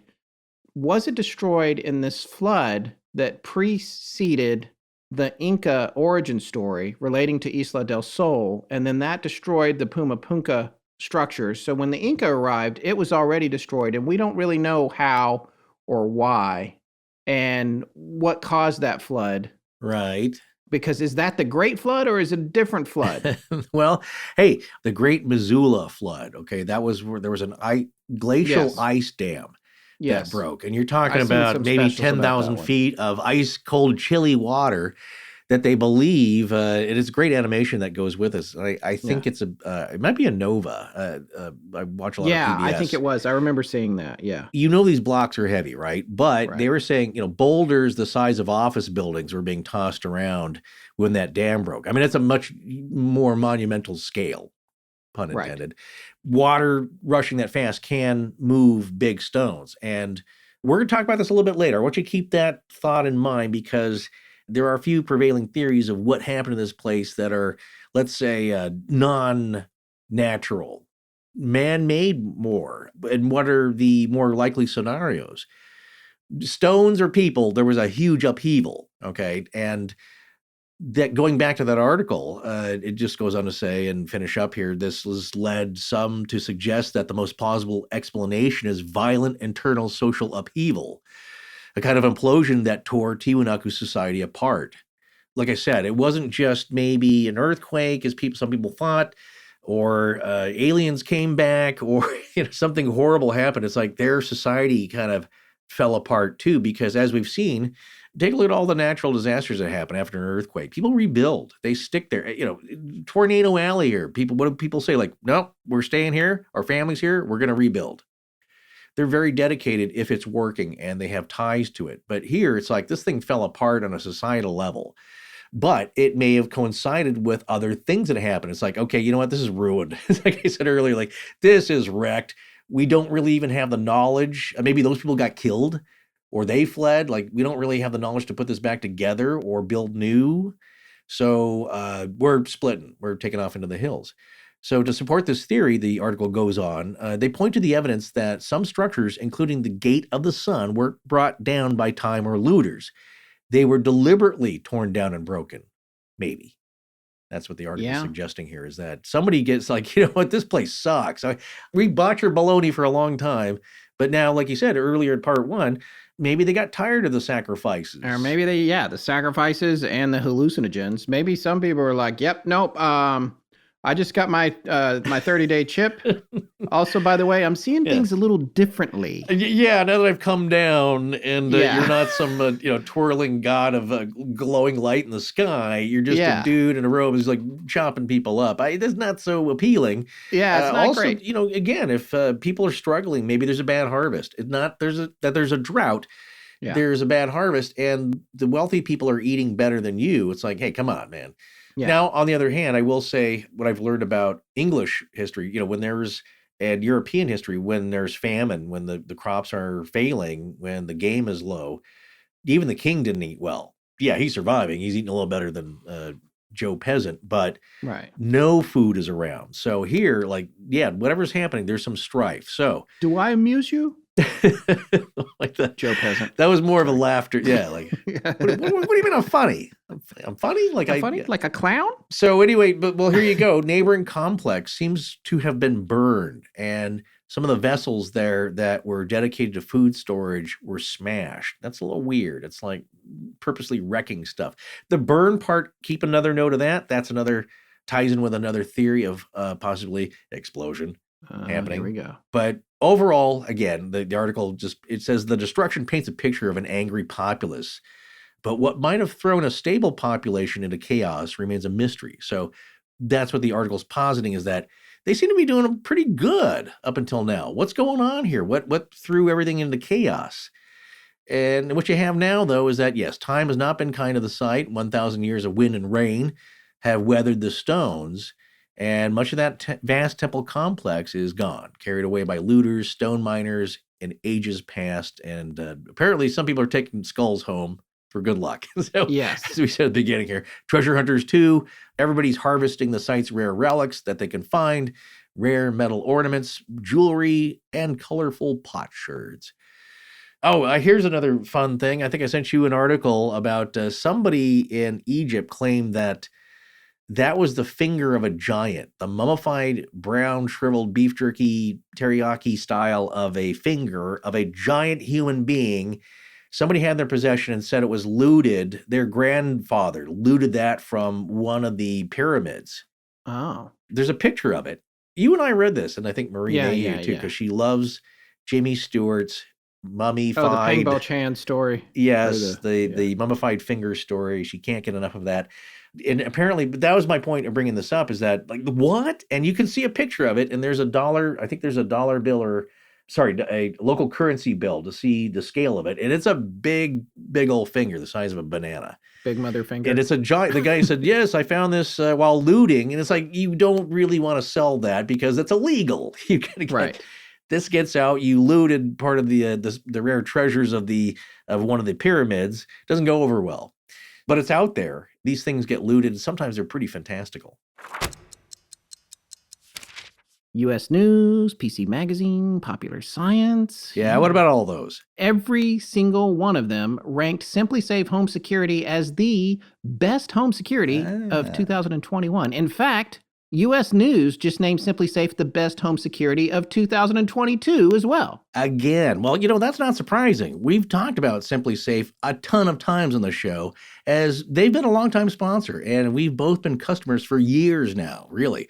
They changed the entire home security landscape by developing a system that anyone can set up in around 30 minutes, and on top of that, easily used to give themselves peace of mind when they're either sleeping or not at home. Simply Safe protects every window and door in your home 24/7 with the best professional monitoring in the business. They're always ready to dispatch police, firefighters, or EMTs to your home if you should need them. They have every kind of sensor and camera you might need, including the all-new wireless outdoor security camera, so you can always know what's going on both inside and outside your home. And you get all this for less than $1 a day. There's never a long-term contract. You can even try it for 60 days risk-free to see if you like it. And if you don't, just send it back free of charge. They're already protecting over 1 million homes in the United States alone. Wow, I know. Well, you can customize the perfect system for your home in just a few minutes at simplysafe.com/AL.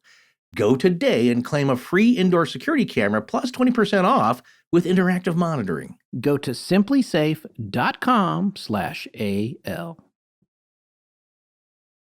You know, Tess planted an Easter egg on our website last week. Yes. Well, I remember that. So you're saying that's possible access to a new platform for us, as I recall. Ooh, I'm not saying it's a secret, Oh. but what I will say is how wonderful it is for her to not only come up with that idea, but to be able to implement it in seconds, thanks to how easy it is to work on our Squarespace website. Yeah, well, the only problem with Easter eggs is that you have to remember where you left them or you'll get raccoons in your property. Yes, that actually happened to me in Los Well, Angeles. I digress. No, I was but- joking. Yeah, I know. I'm not talking about the time you tried to plant the corn either in my yard. Thought I would. Oh, that's right. That probably drew the raccoons. But look, listen, folks, seriously, we digress here. But Squarespace really does make it easy to maintain and modify your own robust website. It's really the all-in-one platform for building your brand and growing your business online. Now, I think our website really stands out. It engages our audience, and to your point there, it's super easy to customize and keep up to date. Yeah, they've added a ton of features since we first went over to them, and now you can create pro-level videos effortlessly with the Squarespace Video Studio app. You can use that to tell your story, grow your audience, and drive sales. Yeah, that plus they now have member areas where creators like us can monetize their content and expertise in a way that fits with your brand. And as business owners, this allows you to unlock a new revenue stream and free up time in your schedule by selling access to gated content like videos or online courses or newsletters. They also have appointment scheduling now, too. So you can add online booking and scheduling for your classes or sessions that you might offer. Clients can easily see your availability or reschedule if needed, taking the hassle out of coordinating calendars, which we can tell you firsthand, that's a lot. Yeah, boy, isn't that the case? Well, I mean, it's always been an all-in-one platform, but there's a lot more all now, if you know what I mean. Head on over to squarespace.com/legends for a free trial. And when you're ready to launch, use offer code LEGENDS to save 10% off your first purchase of a website or domain. Again, that's squarespace.com/legends for a free trial. And when you're ready to launch, use offer code LEGENDS to save 10% off your first purchase of a website or domain. Hey everyone, I'm Natasha Levis, an actress who also doubles as a witch. As I'm casting hexes, I love to listen to astonishing legends. So let's get back to the show. I do want to mention one other site, Ollantaytambo. I'm glad you are mentioning it because that's another fascinating find there. Yeah, there's about 500 miles northwest a little bit of Pumapunku. Yeah, I did the straight line Google map thing, and it says it's about 331 miles. Or 331. I thought yeah, it was it's 532 kilometers. Oh, that's what I'm for thinking. Non-imperial measurement friends. What's interesting is that when you draw that straight line, yeah, you're right. It's a straight line that bifurcates Lake Titicaca straight through, heading in a northwesterly direction. And with that distance, there is some pretty compelling connections between the stonework found at Pumapunku and what's called the Wall of the Six Monoliths at Ollantaytambo. Ollantaytambo, yes. Ollantaytambo. Yeah, it's another monumental, like, wow, how did they do that? Piece of stonework. It's massive.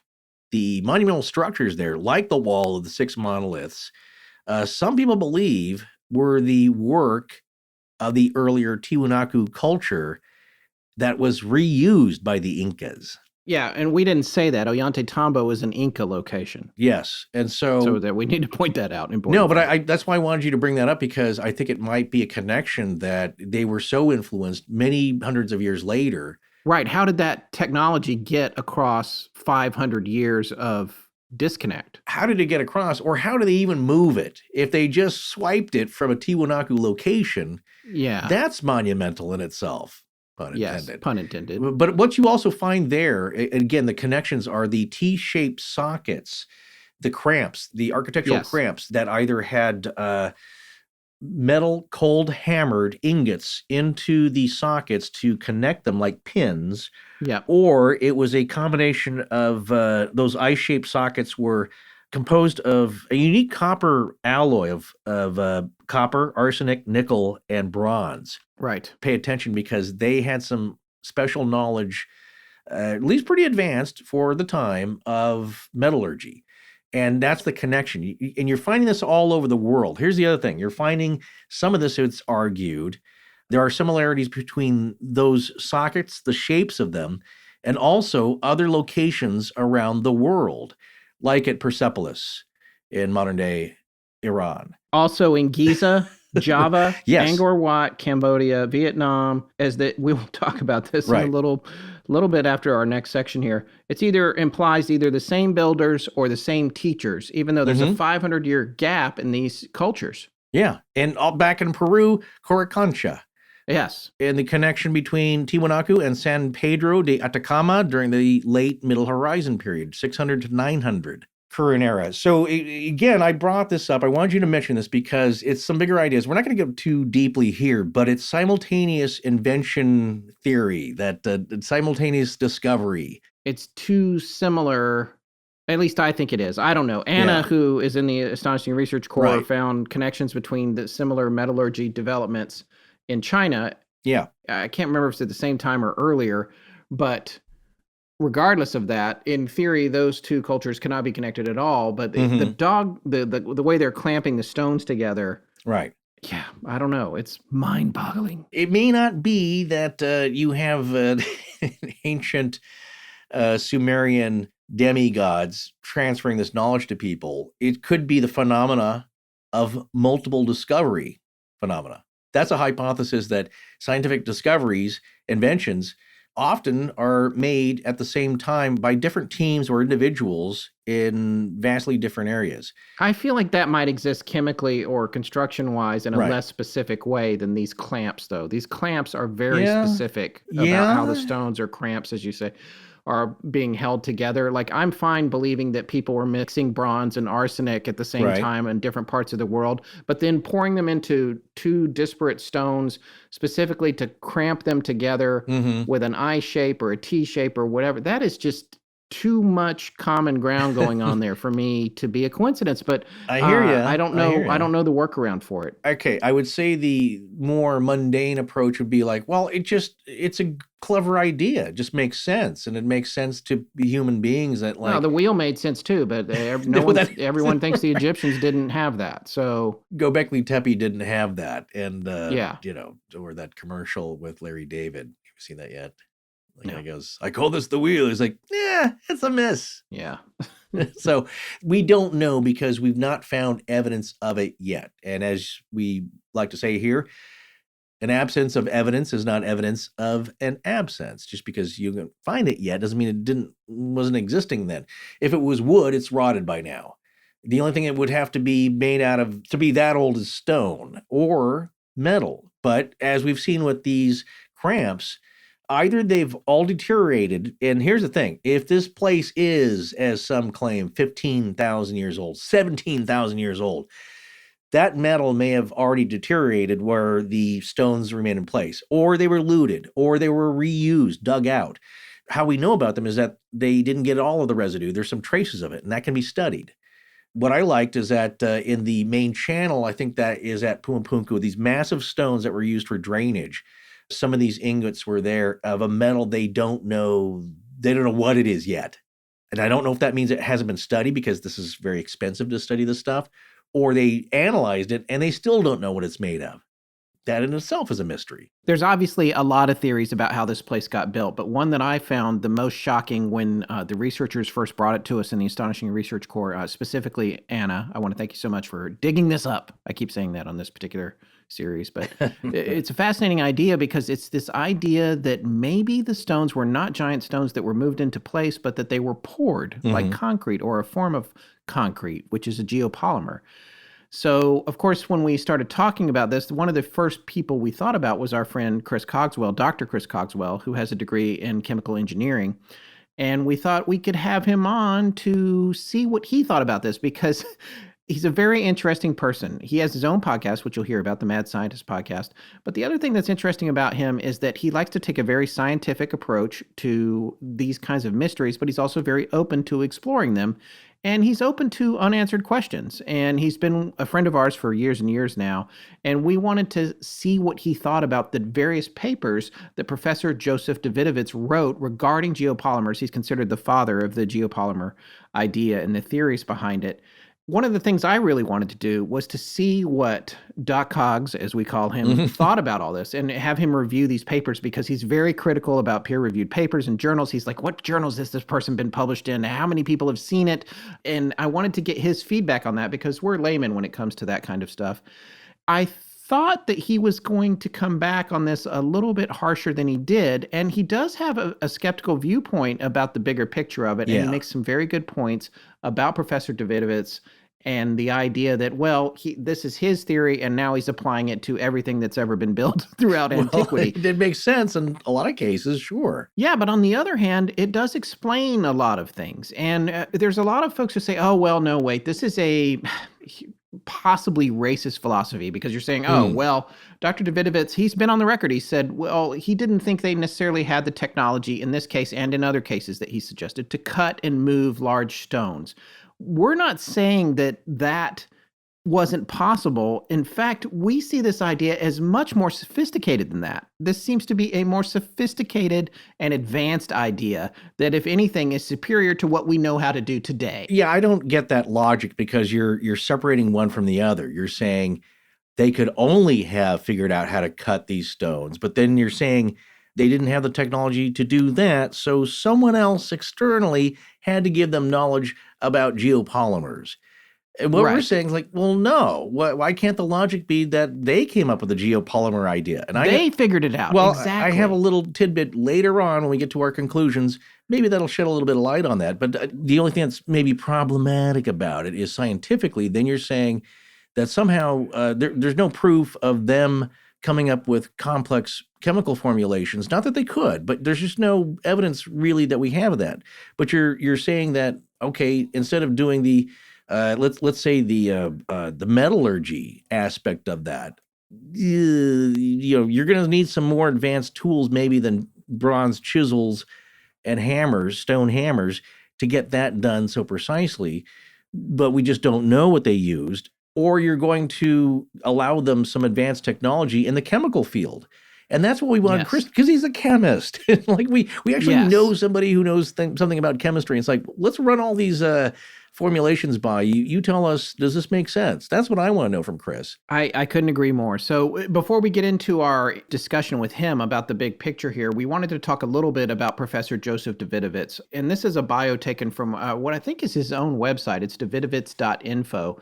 And I'm just going to excerpt some of it. Professor Joseph Davidovits was born on March 23rd, 1935 in Vieux-Saint-Paul, Oise, France. I might not be saying those words right. I did take 4 years of French, so that should be at least partially acceptable without me getting stoned. He is known by the scientific community for being the inventor of geopolymer science. The general public recognizes his works on archaeological science and his discoveries regarding building the pyramids in Egypt. He posited that the blocks of the Great Pyramid are not carved stone, but mostly a form of limestone concrete or man-made stone. This odd theory is officially endorsed by several renowned materials scientists. He holds the French Ordre National du Mérite. He is the author and co-author of numerous scientific papers and conference reports, and holds more than 50 patents. His bio is much longer than that. I want to get down to this last paragraph of it, though. He is the president of the Geopolymer Institute and chair of the annual conference Geopolymer Camp, Saint-Quentin, maybe, France. I'm not sure how you would say that en français. This is a workshop conference aimed at gathering academic as well as industrial scientists willing to meet, share, and learn about geopolymers at large. Professor Davidovits' research is applications-driven, and his main undertaking is to ensure the industrial success of this new chemistry in the following fields: fire-resistant materials, decorative stone artifacts, thermal insulation, low-tech building materials, low-energy ceramic tiles, refractory items, thermal shock refractories, et cetera, et cetera. This is a very long list. It's like one of Forrest's lists. So what I'm going to say, I'm just kidding. No, there's a lot of, man, if you could pioneer some of this stuff, you could be a very wealthy person because it's used in everything. And it's fascinating. Yeah. So it's quite an exciting field. It is indeed. So without further ado, let's get to our discussion with Doc Cogs about what he thinks about Professor Davidovits's ideas about geopolymers and how that might relate to Pumapunku. We'd like to welcome our good friend Chris Cogswell back to the show, who we thought it might be good to bring him in for this section on geopolymers because he invented them. No, he didn't. Well, it's been way too long since we've had Cogs comment. And secondly, we should get somebody who knows something about chemistry. Like, God, who could that be? It's like, Doc Cogs, come on. Yes. And we just didn't, no, we think of Cogs as, it's like, yeah, our paranormal friend to weigh in with reason and logic, and we forgot that he's a chemist. Well, this might actually work out. So, of course, we got to have you on. Thanks, guys, for having me. I know it's like, I'm getting calls now for like, UFO consulting practically. And it's like, oh, wait, what did you study again? Oh, you know something about like things that we can mix together. Oh, that's interesting. Anyways, tell me about the UFOs. That's all people want to talk to me about. For our listeners who don't know who you are, why don't you just quickly explain a little bit about your background, education, and who you are and what you do. And of course, plug that podcast of yours. Oh, absolutely. Please. All right. So yeah, my name is Chris Cogswell. I have a Ph.D. in chemical engineering. And actually, the work that I did focused on the creation of nanomaterials using basically the same chemistry we're going to be talking about today. Essentially, aluminosilicates. So anything with silica and aluminum in it can polymerize with oxygen to form a crystal or a rock. It doesn't have to be a crystal, but it can form solid materials. And so that mixture of things has taken on a couple different names. In the world of what we're talking about today, we're going to be talking about them in terms of what's called geopolymers. So polymers that form geological structures. And yeah, I got involved in podcasting because you guys were silly enough to like read my email and then not be weirded out that I was like, please check out my resume. I want to talk about ghosts with you guys. You sound cool. And then, yeah, through the arc and everything else, I kind of learned to make my own podcast. And so now we do the Mad Scientist podcast, which is a show that looks at really the philosophy and history of science and weird claims. So it's all your fault. Well, yeah. And who are your cohorts over there on the Mad Scientist? Yeah. So my co-host is Marie Mayhew, who actually is also a member of the ARC. And that's how we got started. And so our show really has led us to some really exciting things. Marie now does her own show as well. She's investigating like cold cases and stuff. I'm, involved in kind of science communication and skepticism and all this other cool stuff. So if you like any of this stuff that Scott and Forrest talk about, and sometimes you're like, man, I wonder what kind of chemistry they use here. What kind of molecules would Bigfoot be playing with? Our show might be for you. So check us out. There you go. It's a lot of fun. The Mad Scientist podcast. Well, let's talk a little bit about this. So the long and short of it is we're focusing on possible explanations for how Pumapunku may have been built and maybe some of the other things at Tiwanaku. And so there's this idea, which for people who aren't familiar with it, that it possibly could be geopolymers, which I didn't know what they were, well, you've been studying them for years, until about 3 weeks ago. So, but the idea seems to be that you could make a slurry, make a liquid form of this stone and pour it into a form, and maybe that would explain how you get it into places rather than moving a single 130-ton block, you're actually moving a much smaller slurry or the materials to make that and pouring the form on the site. So that's the idea behind Mr. Davidovits's philosophy here, and that's Joseph Davidovits, which we're going to talk about a little bit, and you were familiar with him, of course, Chris. So coming back into that, I was looking at actually his Wikipedia page. God forbid I should mention Wikipedia, but he talks about how he believes that the stones of the pyramids were cast and not carved, although he admits that some, like the granite, would have been carved. And there's huge, giant stones of granite that still would call for things being moved into place. So he doesn't seem to go into a bigger philosophy of some is cast, some is carved, some is whatever. And the other thing that we'll talk about, and we talked about this when we did Coral Castle, was that gentleman Wally Wallington or whatever, the contractor in Michigan, who 10 or 15 years ago showed everybody how he could like stand a 10-ton stone up by himself, which is pretty awesome. And since then, we've all seen the folks who used ropes to walk a Moai replica into position. So we're not saying that you can't do these things that way, to be clear, but this is an interesting idea, and we wanted to run it by you because we had our researchers, particularly Anna and Bert, who were working really hard on this in the research core, coming up with a lot of Mr. Davidovitz's papers, which I read 3 times and still only barely grasp, and I watched an hour-long speech with him. And the question is, what did you think when we ran this by you? Because you actually understand the science behind this. Because a lot of times when we call you, you say, you guys are crazy. This is ridiculous. This doesn't take. What is your take on the idea behind this chemistry and the geopolymers possibly being an explanation for how this place might have been constructed? Usually when you hear, hey, I've got a theory about Pumapunku, you run. You should just, no, I don't want to hear it, you know? This one, it's interesting. It's probably the least crazy one I've heard, I'll say, for sure. Okay. The interesting thing with it is, I'm sure there's at least a couple listeners who are weird like I am. And so when you go to bed at night, you end up watching lots of YouTube. And one of the YouTube channels that I've completely fallen in love with is this guy.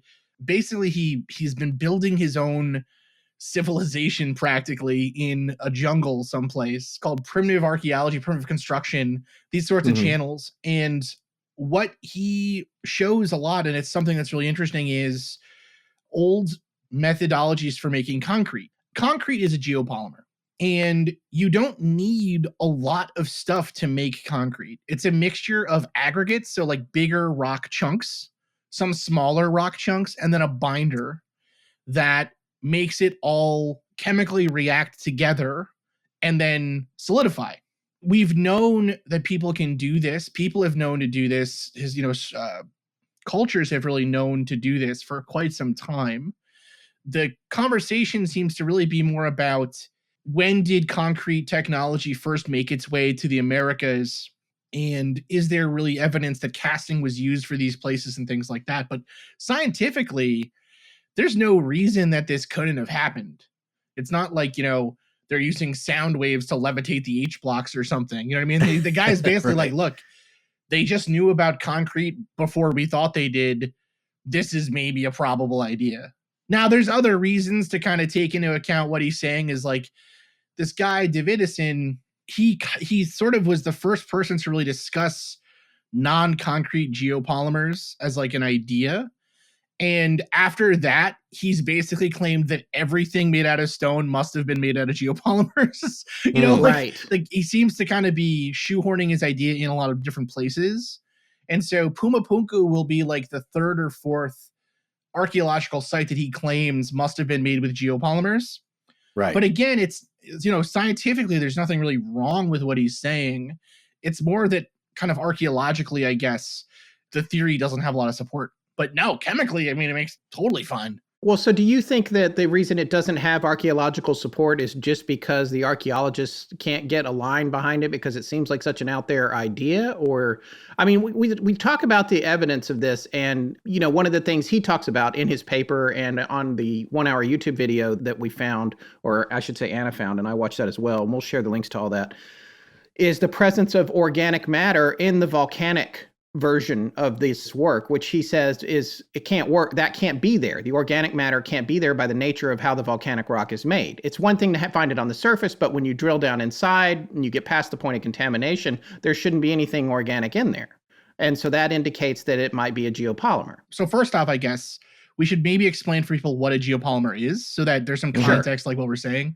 So the way that a geopolymer is made, the way that concrete really is made, any of these things are made, is essentially, so you can think about a rock as being made up of, again, molecular bonds, and the molecules in them make, so in this case, it's silica, so Si, and aluminum, so Al, and silica and aluminum bond between oxygen. So it's like silica, oxygen, silica, oxygen, silica, oxygen, aluminum, right? And so depending on the ratio of silicon to aluminum and other metal species, you get different types of rocks.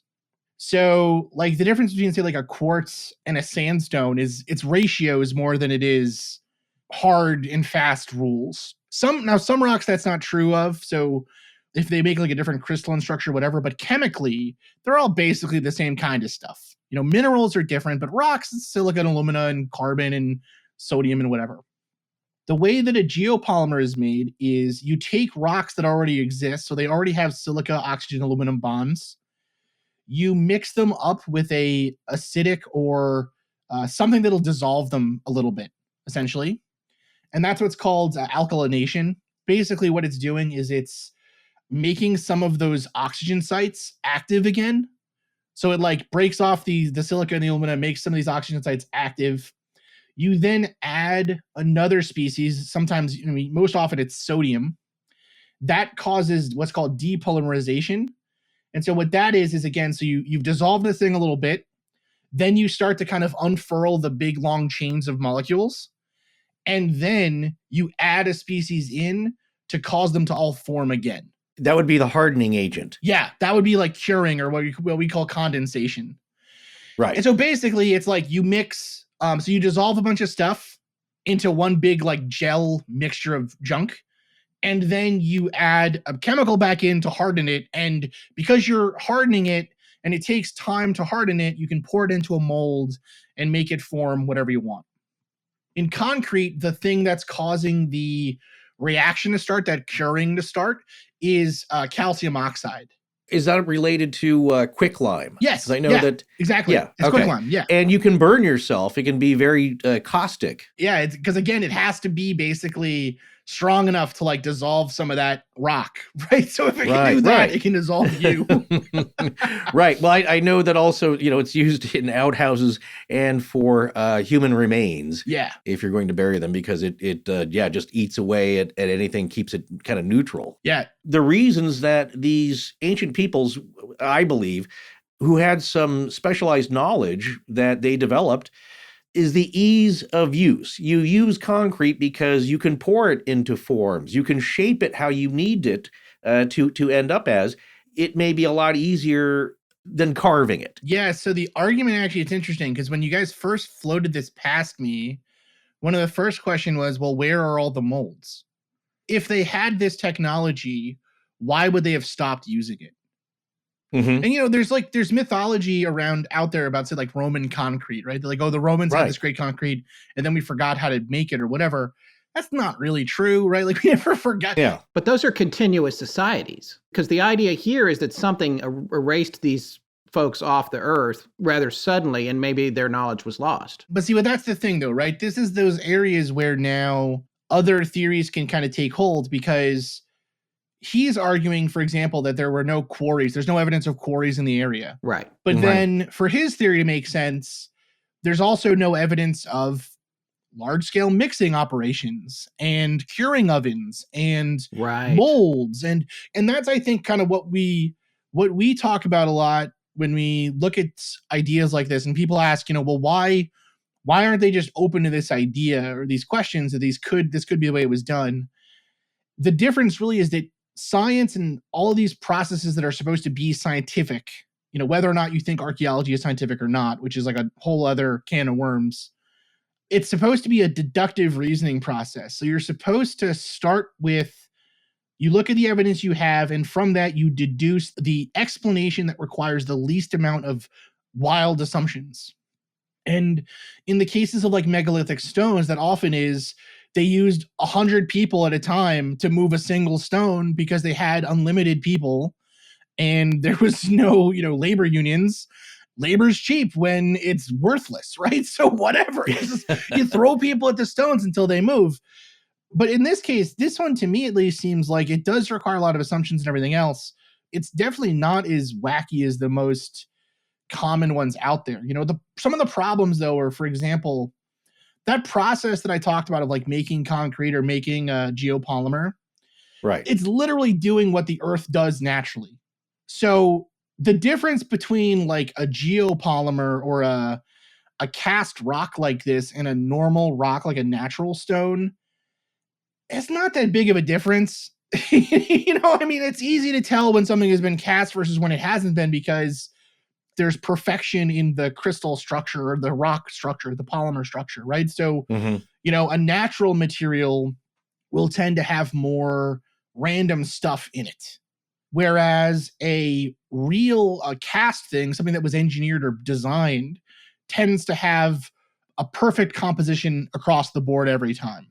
It's the difference between taking a cup of river water and doing an elemental analysis of that versus taking a bottle of Poland Spring. Right. The Poland Spring is going to be the same no matter where you go, but the river water will change a lot depending on where you look. And that's actually one of the things he makes a claim about in his paper is these stones are so different than like the surrounding area. To me, that's argument in the opposite column. That's an argument that these aren't cast, because if they were cast, you would expect them to have more of a homogeneous structure to them. Yeah. But again, see, this is where this wiggle room comes in, though. You could also then just say, well, but the people at the time didn't have perfect methods and whatever.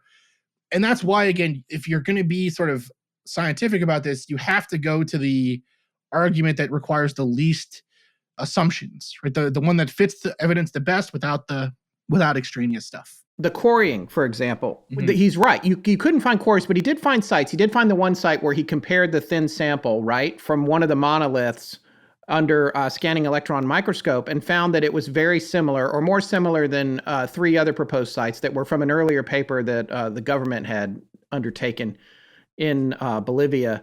There was structure there that masked, and he also found what he thought was what looked like it might be a binding agent in that sample. And then he's also saying that he's found air bubbles, which you wouldn't get in naturally formed stone either, as far as he knows. I mean, so you're not agreeing with that. Folks can't see you, but I see you sort of semi-rolling your eyes. Yeah. The thing is that, again, like the argument that like you couldn't get air bubbles in naturally occurring stones. Yeah. Mm-hmm. I mean, of course you can, right? Has anyone ever been geode hunting?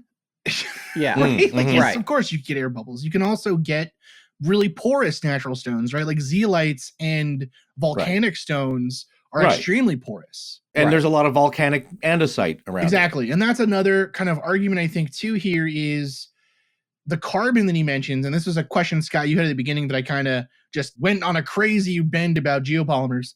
The carbon itself, that whole argument too, when he's talking about finding organic materials in the samples, what he means is we found carbon.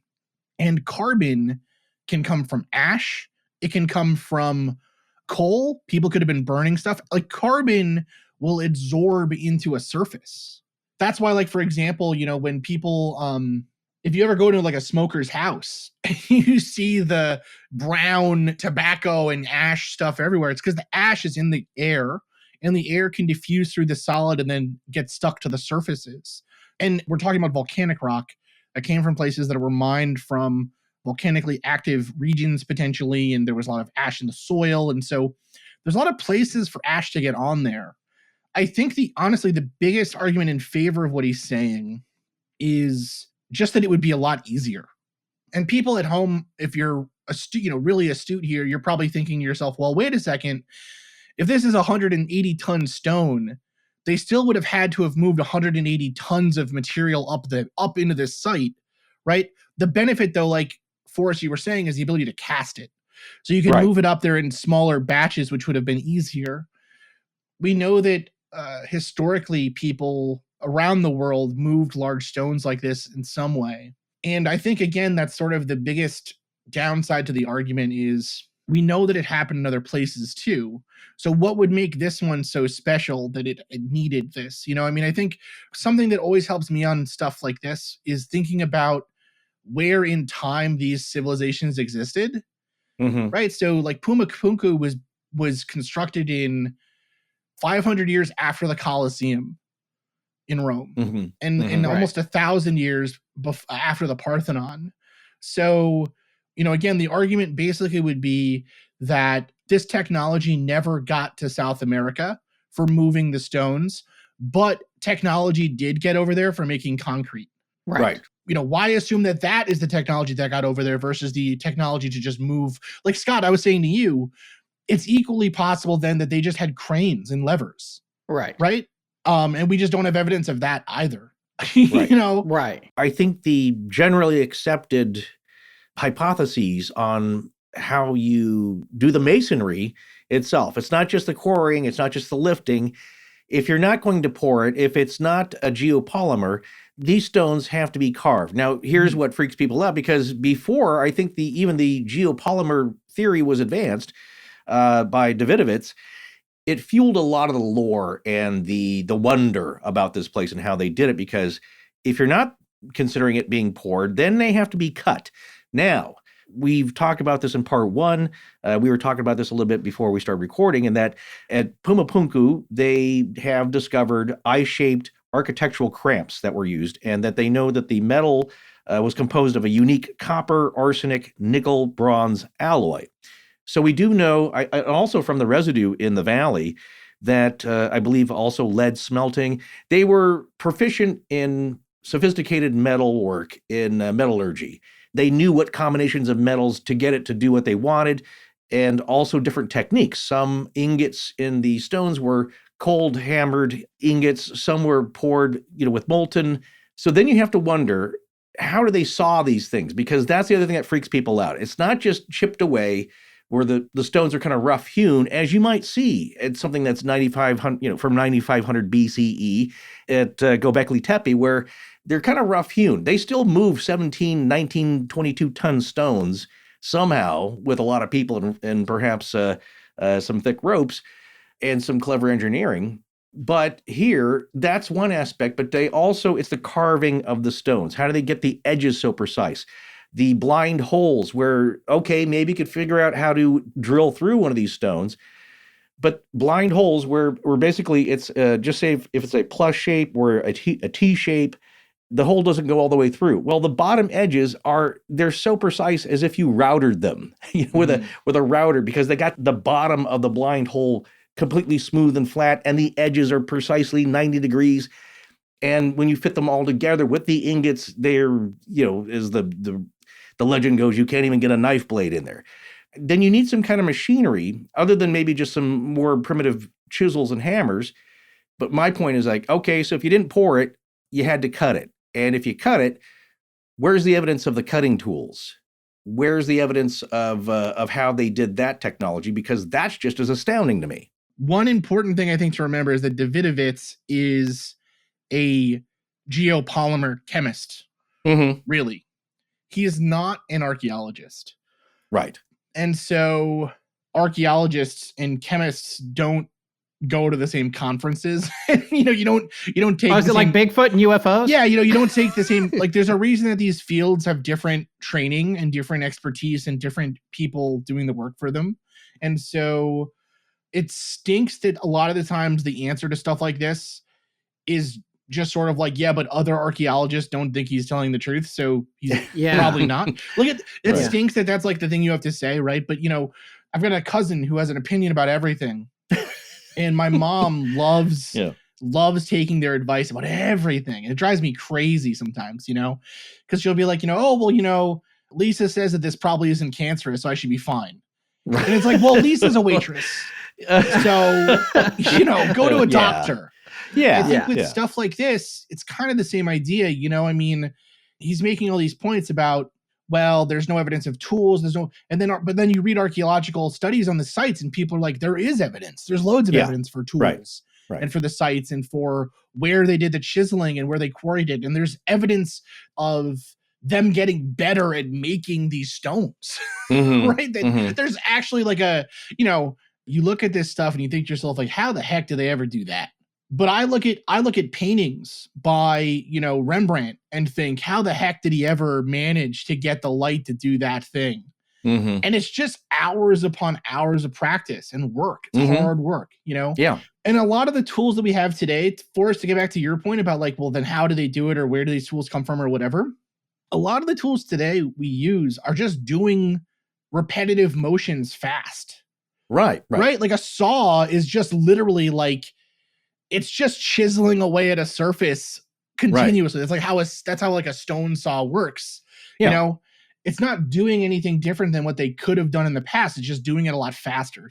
Right. So, I guess the answer would be that, I don't know, this was a ceremonial site of some importance or a town of some importance or whatever. Mm-hmm. People just worked at it forever. It's the dumbest explanation. Really, right? It's the word. It's the least enticing, most boring explanation. It's like, well, time and pressure. Yeah, they just worked at it forever until their hands fell off, and then their kids did it until their hands fell off too. But it's probably the one that makes the most sense given the evidence we have. The other interesting thing too would be, at least for this, he still says in his papers, like, well, some of these though had to be quarried and brought up anyways. Mm-hmm. And so it's kind of like, well, then why the heck do they need the geopolymers then if they're just quarrying some of them anyways? You know what I mean? Like, it's kind of a fascinating case. In the research for this too, though, I was looking at some of the other things that people were mentioning with this, or some of the other challenges to the stuff that he says, is essentially, you can't get the hardness you need on these materials with a outdoor casting method, or rather with a curing method. So when you make this stuff and you pour it, it has to cure. And normally you would cure it at a higher temperature. So like 100 degrees C. But his argument is, well, no, you could do it at a room temperature or an outdoor temperature casting, which in this part of the world would be relatively cold and very windy and everything else. I honestly think that everything he's saying makes sense. Right. None of it seems to me to be completely crazy. The part of it, the reason that you give it up, or the reason why you don't think it's the most likely one, are things outside of the chemistry or outside of the kind of material science, because all of that is cool. Right. Well, yeah. And so, sense. I mean, I don't know. Well, that's what I want to ask you about, because there's a couple of things there. I mean, one is that he says for the one particular type of curing, and I can't remember if this was the acidic or alkaline curing. I think it was for maybe for the volcanic rock, but the conclusion that he came to after 40 years ago, they were having a hard time figuring out how to harden the mixture. They later concluded that if you introduced guano into this mixture, you could get it to harden. And so then they were able to determine that it was entirely possible that guano was brought from the coast on llamas, because there was a guano trade route, a known guano trade route on the llamas. I love this. It's migratory guano traveling on llamas from the coast up to Tiwanaku and Pumapunku. And what his indication was that they had, according to what they were able to study, the historical documents, and all the lore and everything, they were consuming way more guano than they needed for fertilizer. He also suggested, and we found this ourselves when we were researching this, before the geopolymers even got into the picture and before he pitched it, that they didn't need the fertilizer because of their raised mound agricultural system, which had ditches next to it with water in them that had fish and plankton in it that would create a natural fertilizer. So their system actually produced a fertilizer that they could then take out of the ditches and put on top of the hills. It was enough to do what they needed to do agriculturally. So then why do they need all of this guano? He also indicated, I think in one of the papers, I can't remember where it was now, but he indicated that there was somewhere they had found a residential area, and the family was making enough, I think in this case, vinegar or another component of what he was saying would be the geopolymer for 171 people. And that they didn't need to make it in the quantity for anything else that they could think of. So he's rounding up all of these ancillary details, which, like you said, maybe it's not scientific, but it's just like, why are they bringing in so much guano? Mm-hmm. Why is this one family producing so much vinegar or other agents that would make the geopolymer work? He also mentions, and I know, and he says this himself, actually, I'll read it right here. 40 years ago, Professor Joseph Davidovitz met with a Peruvian anthropologist, Francisco Aliaga, and they decided to make one presentation at an archaeometrical conference in New York in 1981, and that's 40 years ago, is based on this paper. Fabrication of stone objects by geopolymeric synthesis in the pre-Incan Huanca civilization in Peru. The excerpt of the preceding summary reads, quote, "It is now agreed that the Tiwanaku civilization is modeled on the pre-Incan Huanca civilization, revealed by an extraordinary skill in fabricating objects and stones. A recent ethnological discovery shows that some witch doctors in the Huanca tradition use no tools to make their little stone objects, but still use a chemical dissolution of the stone material by plant extracts, or carboxylic acids." Am I saying that right? Carboxylic acid. Yep, you got it. Oh, God, I did okay. Just say it fast. Say it fast, yeah. And so he mentions that, and then in this other excerpt here, it says, and this is, again, something that no scientist is going to take into account necessarily when they're trying to figure this out. But what is this chemistry? If we rely on the ancient legends that archaeology doesn't take into account, and then God forgive me, I'm going to murder this Spanish. Wait, Una sustancia de origen vegetal capaz de ablandar las piedras. not bad for a gringo. Yeah. Thank you. All Which right. means plant extracts capable of softening stones. That's what the local South American people are telling within their cultural communities, that they had this idea that they had figured out a way to take these plant extracts, which we already know they could grow, to soften stones and get what they wanted out of the stones. And then we got the guano, and we got the proof of all these materials, which I think he does a pretty good job of, even though, as you say, he's not an archaeologist. My overall point, though, is even though he's trying to back up his own theory, is that that's what everyone else is doing too with theirs, and they're refusing to believe X, Y, and Z, or so you see the same thing in everyone's position. I can find all these things that point to this. Everyone's adjusting the data to support their own theory. Sometimes, though, and certainly in the course of Astonishing Legends, and I'm sure Mad Scientist podcast as well, no matter how much like theater is going on to support it, sometimes the idea is so crazy that there's no way it's going to work. But to me, this doesn't seem any crazier than all the other propositions. I know I'm supposed to be like your guys, I'm supposed to be like the real hardline skeptic, but I'm like, it's not that crazy. I mean, I don't know. It doesn't seem that crazy. No, it's not, because we're not talking about big silver saucers, shields with a beam coming down and building these blocks, and they're laser sharpening these stones, and then here you go, folks. This will get you started. We'll see you later. What we're talking about is pretty much natural processes, which to me, as soon as I started to hear about this idea of geopolymers, it answers a lot of questions. It solves a lot of the mystery, I think, which I think is why it's appealing, is that the shapes, the edges. Yes, you have a problem here, as we said before. Okay, so you don't have molds. So to me, logically, like it's Scott and I, we might as well talk about this right now, because Cogs is answering a lot of my final theories on this and answering my final questions. Is that okay? So you have molds. Well, they're made out of wood. Okay, so then you have to have a process or a technique of planing wood to get it that smooth. And sure, you can do that, but you need something like plywood, which we use nowadays. If you look at construction sites, you'll see them using plywood with rebar. To make forms, yeah. Yeah, that's the other thing, is that the rebar in there is that what we know is if you have a big loose chunk of concrete, it's likely it might split, depending on the formulation. That's why they put rebar in it, to reinforce it. People will see that framework structure, then that's in, and then the concrete's poured into that, and then it's very strong. I believe in Asian countries, they use bamboo, just something inside to hold it. But if you've ever gone into a parking garage, or you'll see a sub-basement of some kind with corporate architecture and construction, they'll kind of roughly hewn a concrete wall by stacking 2x6s, some kind of wood. 4x8 plywood. Yeah, 4x8 plywood. Yeah. And they'll then fill that up, because it doesn't need to look great. And they'll even not even sand down the seams. You don't need to. It's down below. My point is that you still see the grain of the wood embedded in the concrete. Now, given these stones have been weathered for a very long time, maybe that grain wood pattern has come off. On the other hand, you see with some of the roof, Scott and I were talking about this before, and that at Pumapunku, you have what appear to be totora reed stones. Now, we didn't quite know what that meant at the beginning, but as it said here just on the old wiki entry, is that large totora reed stones can be found in the museum at Tiwanaku, and what they believe, at least what the early visitors who reported seeing some of the standing stones still there, that they resembled straw. And here is one theory put forward by Jean-Pierre Protzen and Stella Nair, who's done a lot of research on Pumapunku, in that, quote, the roof of the hall on the outside looks like straw, although it is of stone, because the Indians covered their houses with straw. And for this room to look like the other houses, they dressed the stone and incised it so it would appear like a cover of straw.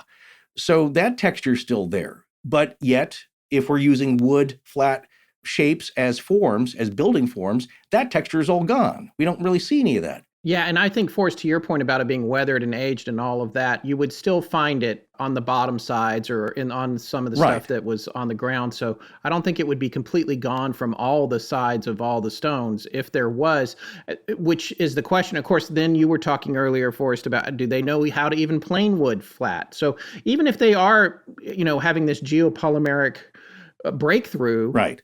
how are they making such perfect forms then? You're just moving the perfection from the stone to the form.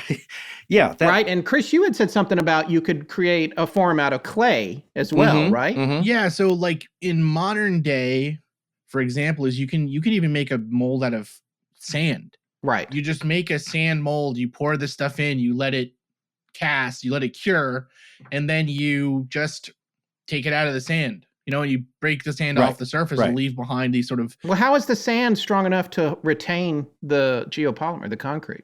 Like you just have a big mold of sand, and you just make whatever you want that face to look like, and then you just pour it in. It just sits there by gravity. But the sand, why isn't the sand coming apart like it does at the beach when I try to make a castle? That's what I don't understand. Because they're digging because they're digging like into sand, right? Yeah. So they make, so it's like a huge amount of sand.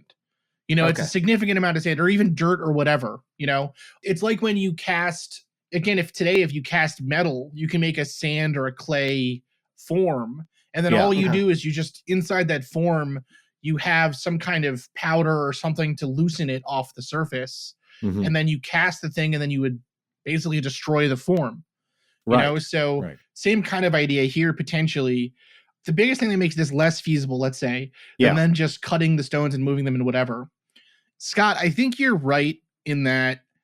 I'm not saying this is how archaeology should be done, or even how it is done necessarily, but I do agree that sometimes it can come across a little bit like we see these stones in this formation, and because they exist there, we assume, well, it must have happened this way. They must have had the ability to make this stuff because it's there.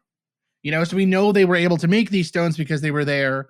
And so we then just look for explanations that kind of fit a preconceived notion we have of how they would do this. And so it's hard, I think, from the outside looking in again to say, well, that makes this, the chiseling or the moving and chiseling theory more viable than, say, the casting of a geopolymer theory. Thinking that the geopolymer method is too complex versus, say, the chiseling and moving stones is too complex, I think it's sort of a modern day misreading of how technologies progress, right? Because we all think about civilizations like the game Civilization, where there's like a technology tree, where we get stone working, and then we get metal working, and then we get, and so we, I think in the West especially, think about things happening in the same progression that, say, Europe progressed.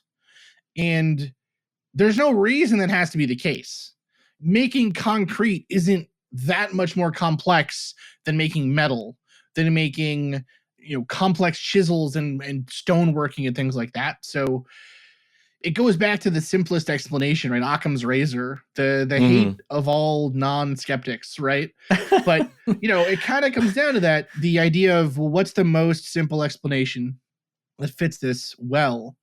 And, the guano thing, all of those other extraneous pieces, we think that they were able to make concrete, but then are we not also kind of assuming that they were, like, why are we assuming that they were smart enough about agriculture to know that adding extra guano wasn't helping? Yeah. Right? Right. That's the challenge here, is you can kind of make it fit whatever you want. And outside of us getting that pair of glasses that the Pope has that lets him see back into the future, like chronovisor. Yeah, the chronovisor. We're not going to know. So, but honestly, I think it's a really interesting case. I saw online that there was a class at MIT where they were actually making these geopolymers to test his theory. Yeah. I would love to know what happened to that. Like, what did the class find? Yeah. All I was able to find online was just that they were going to do this test, but I never found any follow-up about, like, and so the students made the concrete thing and their megalith fell down. Yeah. And they were all disappeared to a black site. Right. That's what always happens. You've discovered the secret. Now they were whisked away. Yeah, the Bolivian government came and took them away because they were stealing their concrete technology. Bolivian government. We're going all the way to aliens at this point. Talking about mixing things together, because that's how we find things out. Somebody mixed the wrong things together and they blew up. Ugh blew up cave. No, do that again. Not even that they don't have articles in their language. But here's my point about the alloy, okay? What do you think of something like a copper, arsenic, nickel, bronze alloy? That seems it's not just making tin, it's not just making bronze. No way saying it's too advanced for their culture at the time. I'm just saying that these people were experimenting with something and they happened upon something that worked. And that's also kind of complicated. You're dealing with high temperatures. You have to get it out of ore. You have to get the combinations right. You got to get the cooling right, the hammering, the ingoting, all that stuff. So how does something like that, when we're talking about how difficult or extraneous a lot of the pieces, the moving parts to making a geopolymer would be, that seems to be reflected in their sophisticated metalwork as well. Again, when you brought this to me first, I think the first thing I sent back to you basically was like, every ancient alien theory is racist. It's essentially what I said. And I was like, I don't know if this one's going to be any better. This is almost the opposite end of the spectrum, which is that, no, these civilizations were more advanced than we think.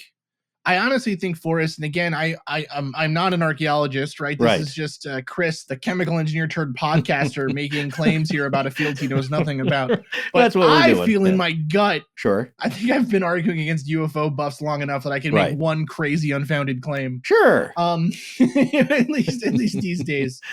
Go for it. I honestly think that what we seem to find is that we like to look back at history and think that, the people in ancient Egypt or Greece or Rome or the Tiwanakus or whatever were so much different than we are today. And really, it's just like a different, they just didn't have Adidas, right? Like there's not a huge difference between us and what they were like back then. We've just kind of become used to the technology and lifestyle that we have today. And so with a mixture of that mixture, say, of metals and things like that, it shows that they had at least a beginning, or not a beginning, they had a relatively advanced understanding of metal and metal working and kind of metallurgy.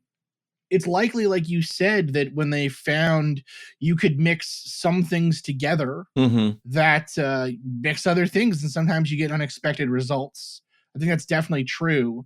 And a lot of the things that come from metallurgy have a lot of similarities, I guess I'd say, and there's a lot of chance for cross-contamination to make cement or to make other materials. One of the arguments for how kind of the civilizations in the Mediterranean first discovered a concrete-like material is lime ash was getting onto stones that they used to construct their buildings out of, and it was creating a layer of hardened stone. Right. And they were kind of like, why is this happening? Because they were using the lime for something else. And then they just kept experimenting essentially until they found, hey, if I mix this and this together, I can make something that can harden into something really nicely. Right. So many words to say, Forrest, I agree.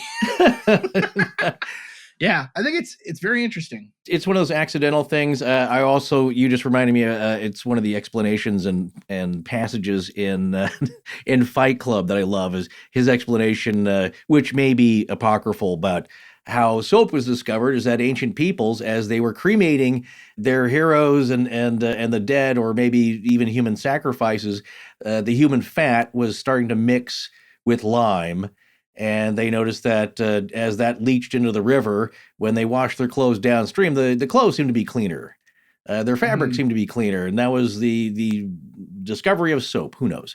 We keep talking about the viewpoints of the different sciences and their proponents. And that I want to repeat what Dr. Edwin Barnhart said, who we model a lot of part one on, because he really encapsulates a lot of what is known by archaeology in the general sense. And he says it's true that archaeologists still don't know how the people were able to move the stones or how they were able to fit them together so perfectly.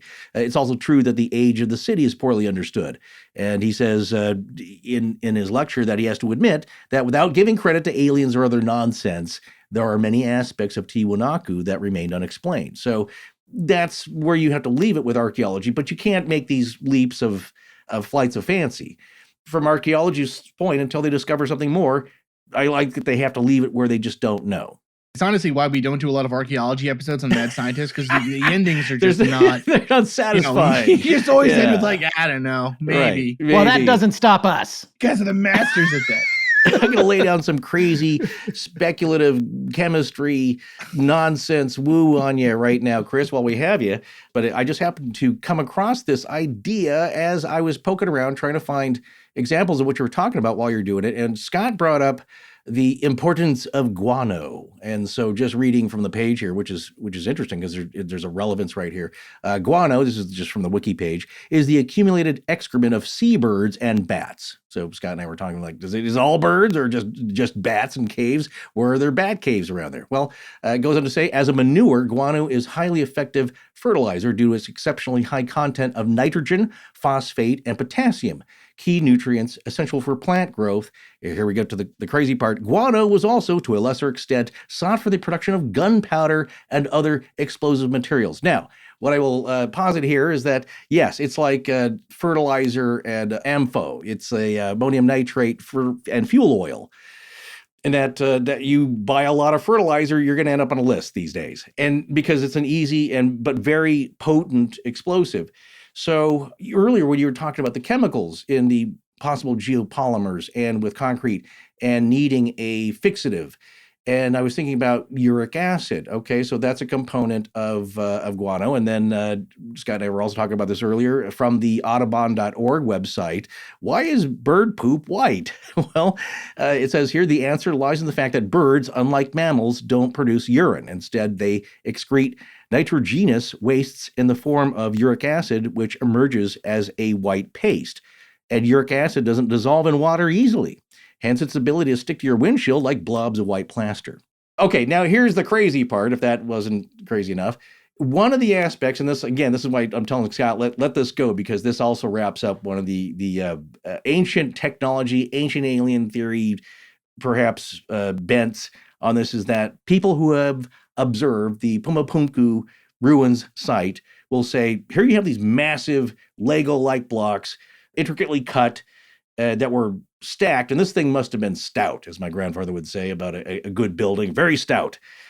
But now it looks to some people like these stones, massive as they were cast asunder from a possibly central radiant explosion point. Now that gets us into one of the far out theories, is that somehow perhaps there was a massive explosion that scattered these stones, because to them it looks like a debris field rather than a dismantling or a disorderly or just even rioters, because some of the stones appear to be scorched. Some claim that the stones, and you can maybe speak to this, that there might be some claim at the pyramids that there is a bowing, a concaveness to some of the stones, or a warping, or somehow there's a distortion to it, which could be explained by a massive explosion. And then you wonder, well, to move these kinds of stones, that would have been a massive explosion. So I propose, could this be guano related? I mean, again, in theory, if you're storing lots of guano, right, and it gets wet, and then there's urine in the area and there's other stuff there, maybe you could make an explosive by mistake. Mm-hmm. One of the things I would wonder, though, again, is explosives are one of those technologies that once we found them, we immediately turn them into warfare. Yeah. Forrest, maybe you just discovered what happened to the Tiwanaku, right? They just exploded themselves to destruction. Right. Dude, it's interesting, man. I mean, maybe it's crazy. I thank you guys, though, for putting me back on every time I talk to you guys, I end up on an FBI watch list. Our scroll history, our search histories have doomed us, but they're so weird. People are like, okay, they're not up to anything. They're just weirdos. Right. Well, wait. So before we let you go, Chris, what I'd like to do, and it will be relatively brief, is read excerpts from the conclusion on Professor Davidovitz's paper here and just see what your final thoughts are. Does that sound okay to you? Sure. Conclusion. The thin section of a sample taken from the Pumapunku Red Sandstone Monument shows grain boundaries made of a thick, fluidal, red ferrosilicate matrix. To our knowledge, this feature is, and I guess that's an important qualifier there, to our knowledge, this feature is very unusual in sandstone formed geologically. It represents a unicum, which I had to look up yesterday. It just means a one-of-a-kind event, I guess, and supports the idea of artificial sandstone geopolymer concrete. Complementary scanning electronic microscopy and EDS. I don't know. What's EDS, Chris? Do you? Elemental dispersive spectroscopy. Thank you. Elementive, just what Chris Wow. said, analysis for sodium, magnesium, aluminum, silicon, potassium, calcium, and iron, and yes, I knew all those symbols from the periodic chart, Very good. suggests that the Calamarca site, which is one that he identified, is the source for Pumapunku megalithic blocks. The megalithic slabs of between 130 and 180 tons, and those are not metric tons, right? Or what is it when it's got the E? Oh, that is the long ton. I just looked The this up. long So it's ton. TONNE, or the metric tons, Like Gene which Simmons. is 1,000 kilograms. Yes. Okay, right. Okay, good. 2024, something about that, pounds. Yeah. Good, Yeah. good. I managed to sneak a joke in there nobody heard or laughed at. So these were cast 1,400 years ago. To make their geopolymer sandstone concrete, the builders may have transported finely weathered, kaolinitized sandstone from the Calamarca site and added foreign elements such as natron, sodium 2, what's that, Na2CO3, Sodium carbonate. sodium carbonate, oh, thank you, extracted from Laguna Cachi, a small lake located south of the Great Salar de Uyuni in the Altiplano in Bolivia. However, the most controversial aspect of the Pumapunku site is found in puzzling smaller items made of andesitic volcanic stone. Our study demonstrates that these architectural components were fashioned with a wet sand geopolymer molding technique. The scanning electron microscope study of this gray andesite shows the presence of organic matter. And then parenthetically it says, it could be the geopolymer binder. And then that's what I was saying earlier about how he talks about how that shouldn't be present in a volcanic rock. We have carbon, nitrogen, and mineral elements. The existence of amorphous organic matter is very unusual, if not impossible, in a volcanic stone. It was also detected in the optical thin section studies. It is a unicum and supports the idea of artificial andesite geopolymer concrete. To make geopolymer andesite concrete, the builders may have transported non-consolidated volcanic tuff, which is an andesite stony material having the consistence of sand, from the Cerro Capia site and added an mineral geopolymer binder manufactured with local ingredients. Surprisingly, almost done here, this study demonstrates that the Pumapunku builders mastered two geopolymer concrete methods, namely A, one in alkaline medium for the red sandstone megaliths. This technology is familiar to modern material scientists and civil engineers and is in line with knowledge of the traditional method of producing geopolymer concrete. Or B, the second, in acidic medium for the gray andesite structures, is based on the use of organic carboxylic acids extracted from local biomass and also the addition of guano. It has been successfully replicated in our laboratory with modern chemicals in order to test the validity of the chemical mechanisms involved in the new geopolymeric reactions. In the absence of contrary evidence, the present conclusions are sound, and the Pumapunku red sandstone megalithic slabs and gray andesite sculptures are made of ancient geopolymers. This kind of study could provide data on the long-term crystallization mechanisms and mineralogical evolution of geopolymer molecules. In addition, the next step of our study will be to gather enough sample in order to implement carbon-14 dating and provide the exact age of the monuments. So, Cogs, when you hear this conclusion, Yeah. and you've already said some of these things, you're like, I don't know why there couldn't be organic material in the volcanic, even drilling. Now, they did drill down into it and find that material, which they're saying, shouldn't have been there because it's, it was lava. And then it was formed after it was lava. But I mean, how do you feel do you feel like there's a lot of leaps in that conclusion? Or, Yes. what do you think? I do. So Okay. his paper is completely based off of SEM, which is scanning electron microscopy, and EDS. Which again what was that again? Elemental dispersive spectroscopy. So the basic idea behind those methods is, so SEM is just a powerful microscope. EDS is basically using the electrons. So an electron microscope, what it does is opposed to a normal microscope that uses photons to see things. An electron microscope uses electrons, so it bounces electrons off a surface, and then based on how the electrons are detected, it makes up an image for you to see. Mm-hmm. Electrons, when they hit off a chemical surface, also release X-rays that depend on the element itself. And that's what EDS does then, is it can tell based on the X-ray that comes off what element is there. SEM is not a good characterization technique. Like, it's also used a lot, say, in other kind of fields of near science, kind of science-ish stuff, right? So the UFO world has heard a lot about SEM analysis right now because of like Jacques Vallée and the materials, right, that he works on. The problem with SEM is it's sort of like looking at one rock and another rock and trying to say like which one is the most real rock.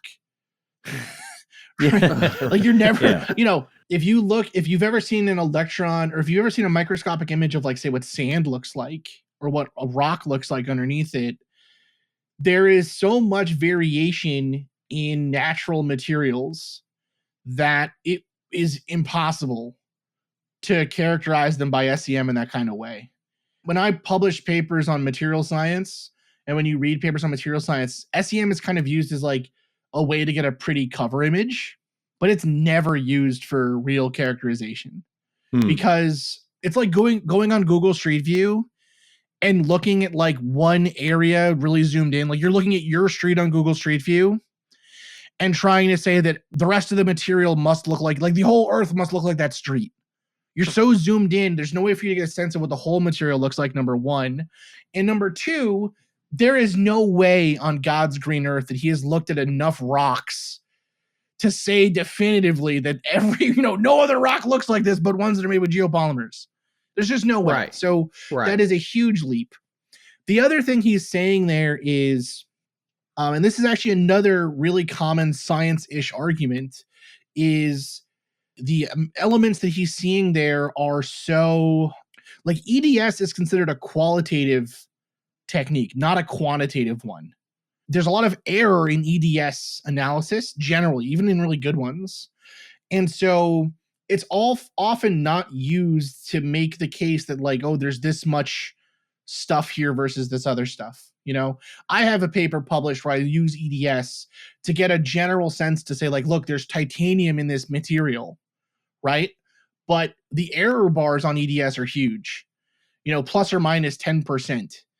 The problem is that if he had the ability to do better studies that would prove his point, he probably would publish them, Yeah, the SEM stuff, I mean, the presence of a grain boundary or this kind of unexpected matrix of stuff in the rock is interesting, potentially.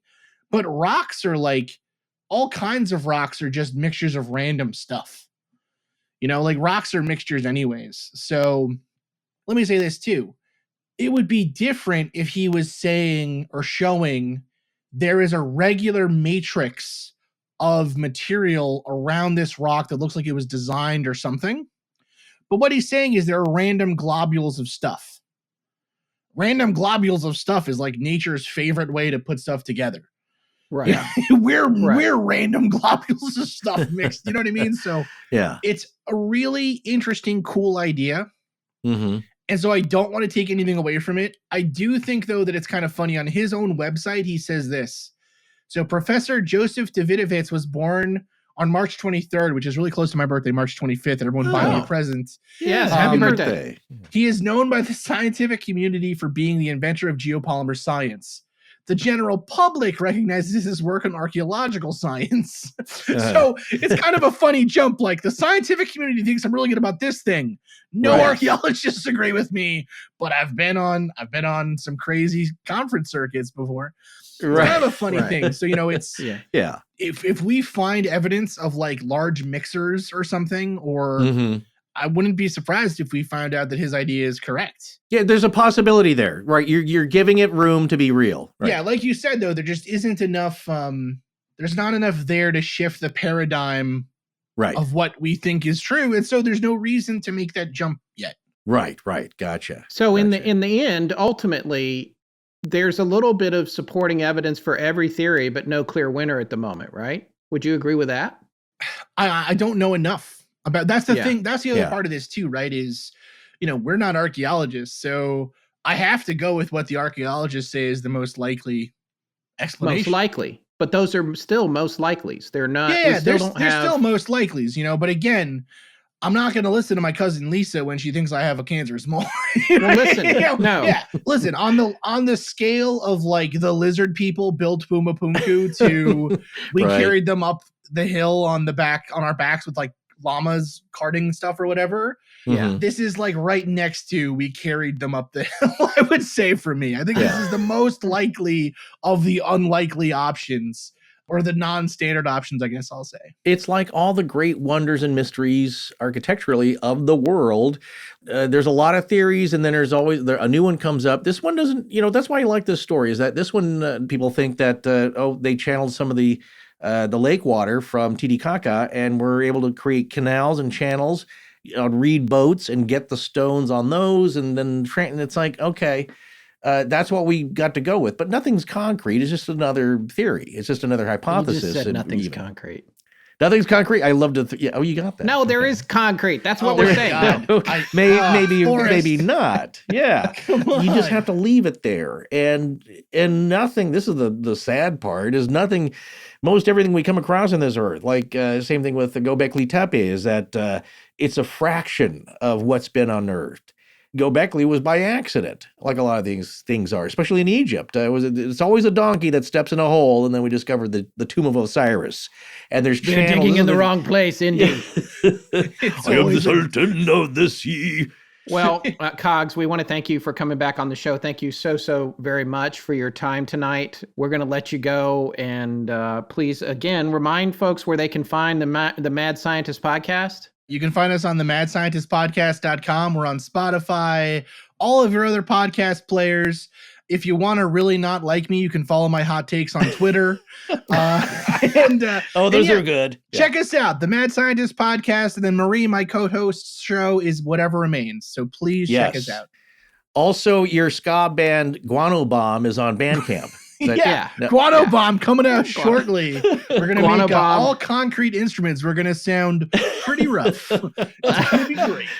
All right, man. Nice. We're going to let you go. Do us a favor and ask your cousin Lisa what she thinks about this and get back to us with it. I'll let you know. I'll definitely let you know for sure. All right. Bye. Bye. Bye-bye. And we all deserve to keep learning, keep improving ourselves. That doesn't stop just because we finished school. I think it's pretty obvious Scott and I just love to keep broadening our minds, and you do too, or you wouldn't be listening to our show. We're not the only place you can go to learn about something new. I mean, obviously. The Great Courses have been providing video series presented by top-notch university professors for millions of lifelong learners for over 30 years. They've been a sponsor of ours nearly since we started, and that's because they're such a great fit for us. They have fascinating courses on topics like cognitive behavioral therapy, the Black Death, the American Civil War, and so much more. And the best way to access these programs and hundreds more from the Great Courses is on Wondrium. Yeah, it's like we've been saying since part one of this series on Pumapunku. We've been leaning pretty hard on Dr. Edwin Barnhart's course, Lost Worlds of South America. Professor Barnhart is an archaeologist and explorer, as well as the director of the Maya Exploration Center. So this guy knows what he's talking about when it comes to not just Pumapunku, but pretty much anything on the South American continent. So when you say we need to follow the science, this guy is the science. This lecture series is so bingeable, and here's the thing. You know that the information you get from these lecture series is coming from the greatest minds in their respective fields. You can trust it. Absolutely. Well, we love the Wondrium app. It gives you the flexibility to watch or listen to the content any way you'd like. You can just pick up where you left off as you move from device to device. Hey, we know you're going to love Wondrium too. And right now, they're offering our listeners a free 22-day trial of unlimited access to their entire library. You can access this offer now by signing up through our special URL, wondrium.com/legends. Start your free trial today. Sign up at wondrium.com/legends. That's wondrium.com/legends. Hey, how are those New Year's resolutions holding up? Well, I mean, I've started, stopped, and restarted a few of them several times over now, which maybe is the same thing as not having a resolution at all. Well, I don't think that's how they work, or maybe they do. Maybe that's exactly how they work. Oh, well, actually, there is one resolution I've been able to easily stick to. Oh, yeah? Well, what's that? Spending less. Well, specifically when it comes to wireless service. Anyone can keep that one going if they just switch to Mint Mobile. There's no easier way to save this year. Mint Mobile is the first company to sell premium wireless service online only. They let you maximize your savings with plans starting at just $15 a month. Yeah, well, I guess I've been doing well on that resolution too. Honestly, we both switched to Mint Mobile several years ago. I think between me and your entire family being on it now, we've literally saved thousands of dollars. No, we definitely have. Look, folks, the first quarter of 2022 isn't over yet. There's still time to make and maintain a resolution. By going online only and eliminating the traditional costs of retail, Mint Mobile passes significant savings on to you. All plans come with unlimited talk and text, plus high-speed data delivered on the nation's largest 5G network. You can use your own phone with any Mint Mobile plan and keep your same phone number along with all your existing contacts. Choose the amount of monthly data that's right for you and stop paying for data you never use. Switch to Mint Mobile and get premium wireless service starting at just $15 a month. To get your new wireless plan for just $15 a month and get the plan shipped to your door for free, go to mintmobile.com/AL. That's mintmobile.com/AL. Cut your wireless bill to $15 a month at mintmobile.com/AL.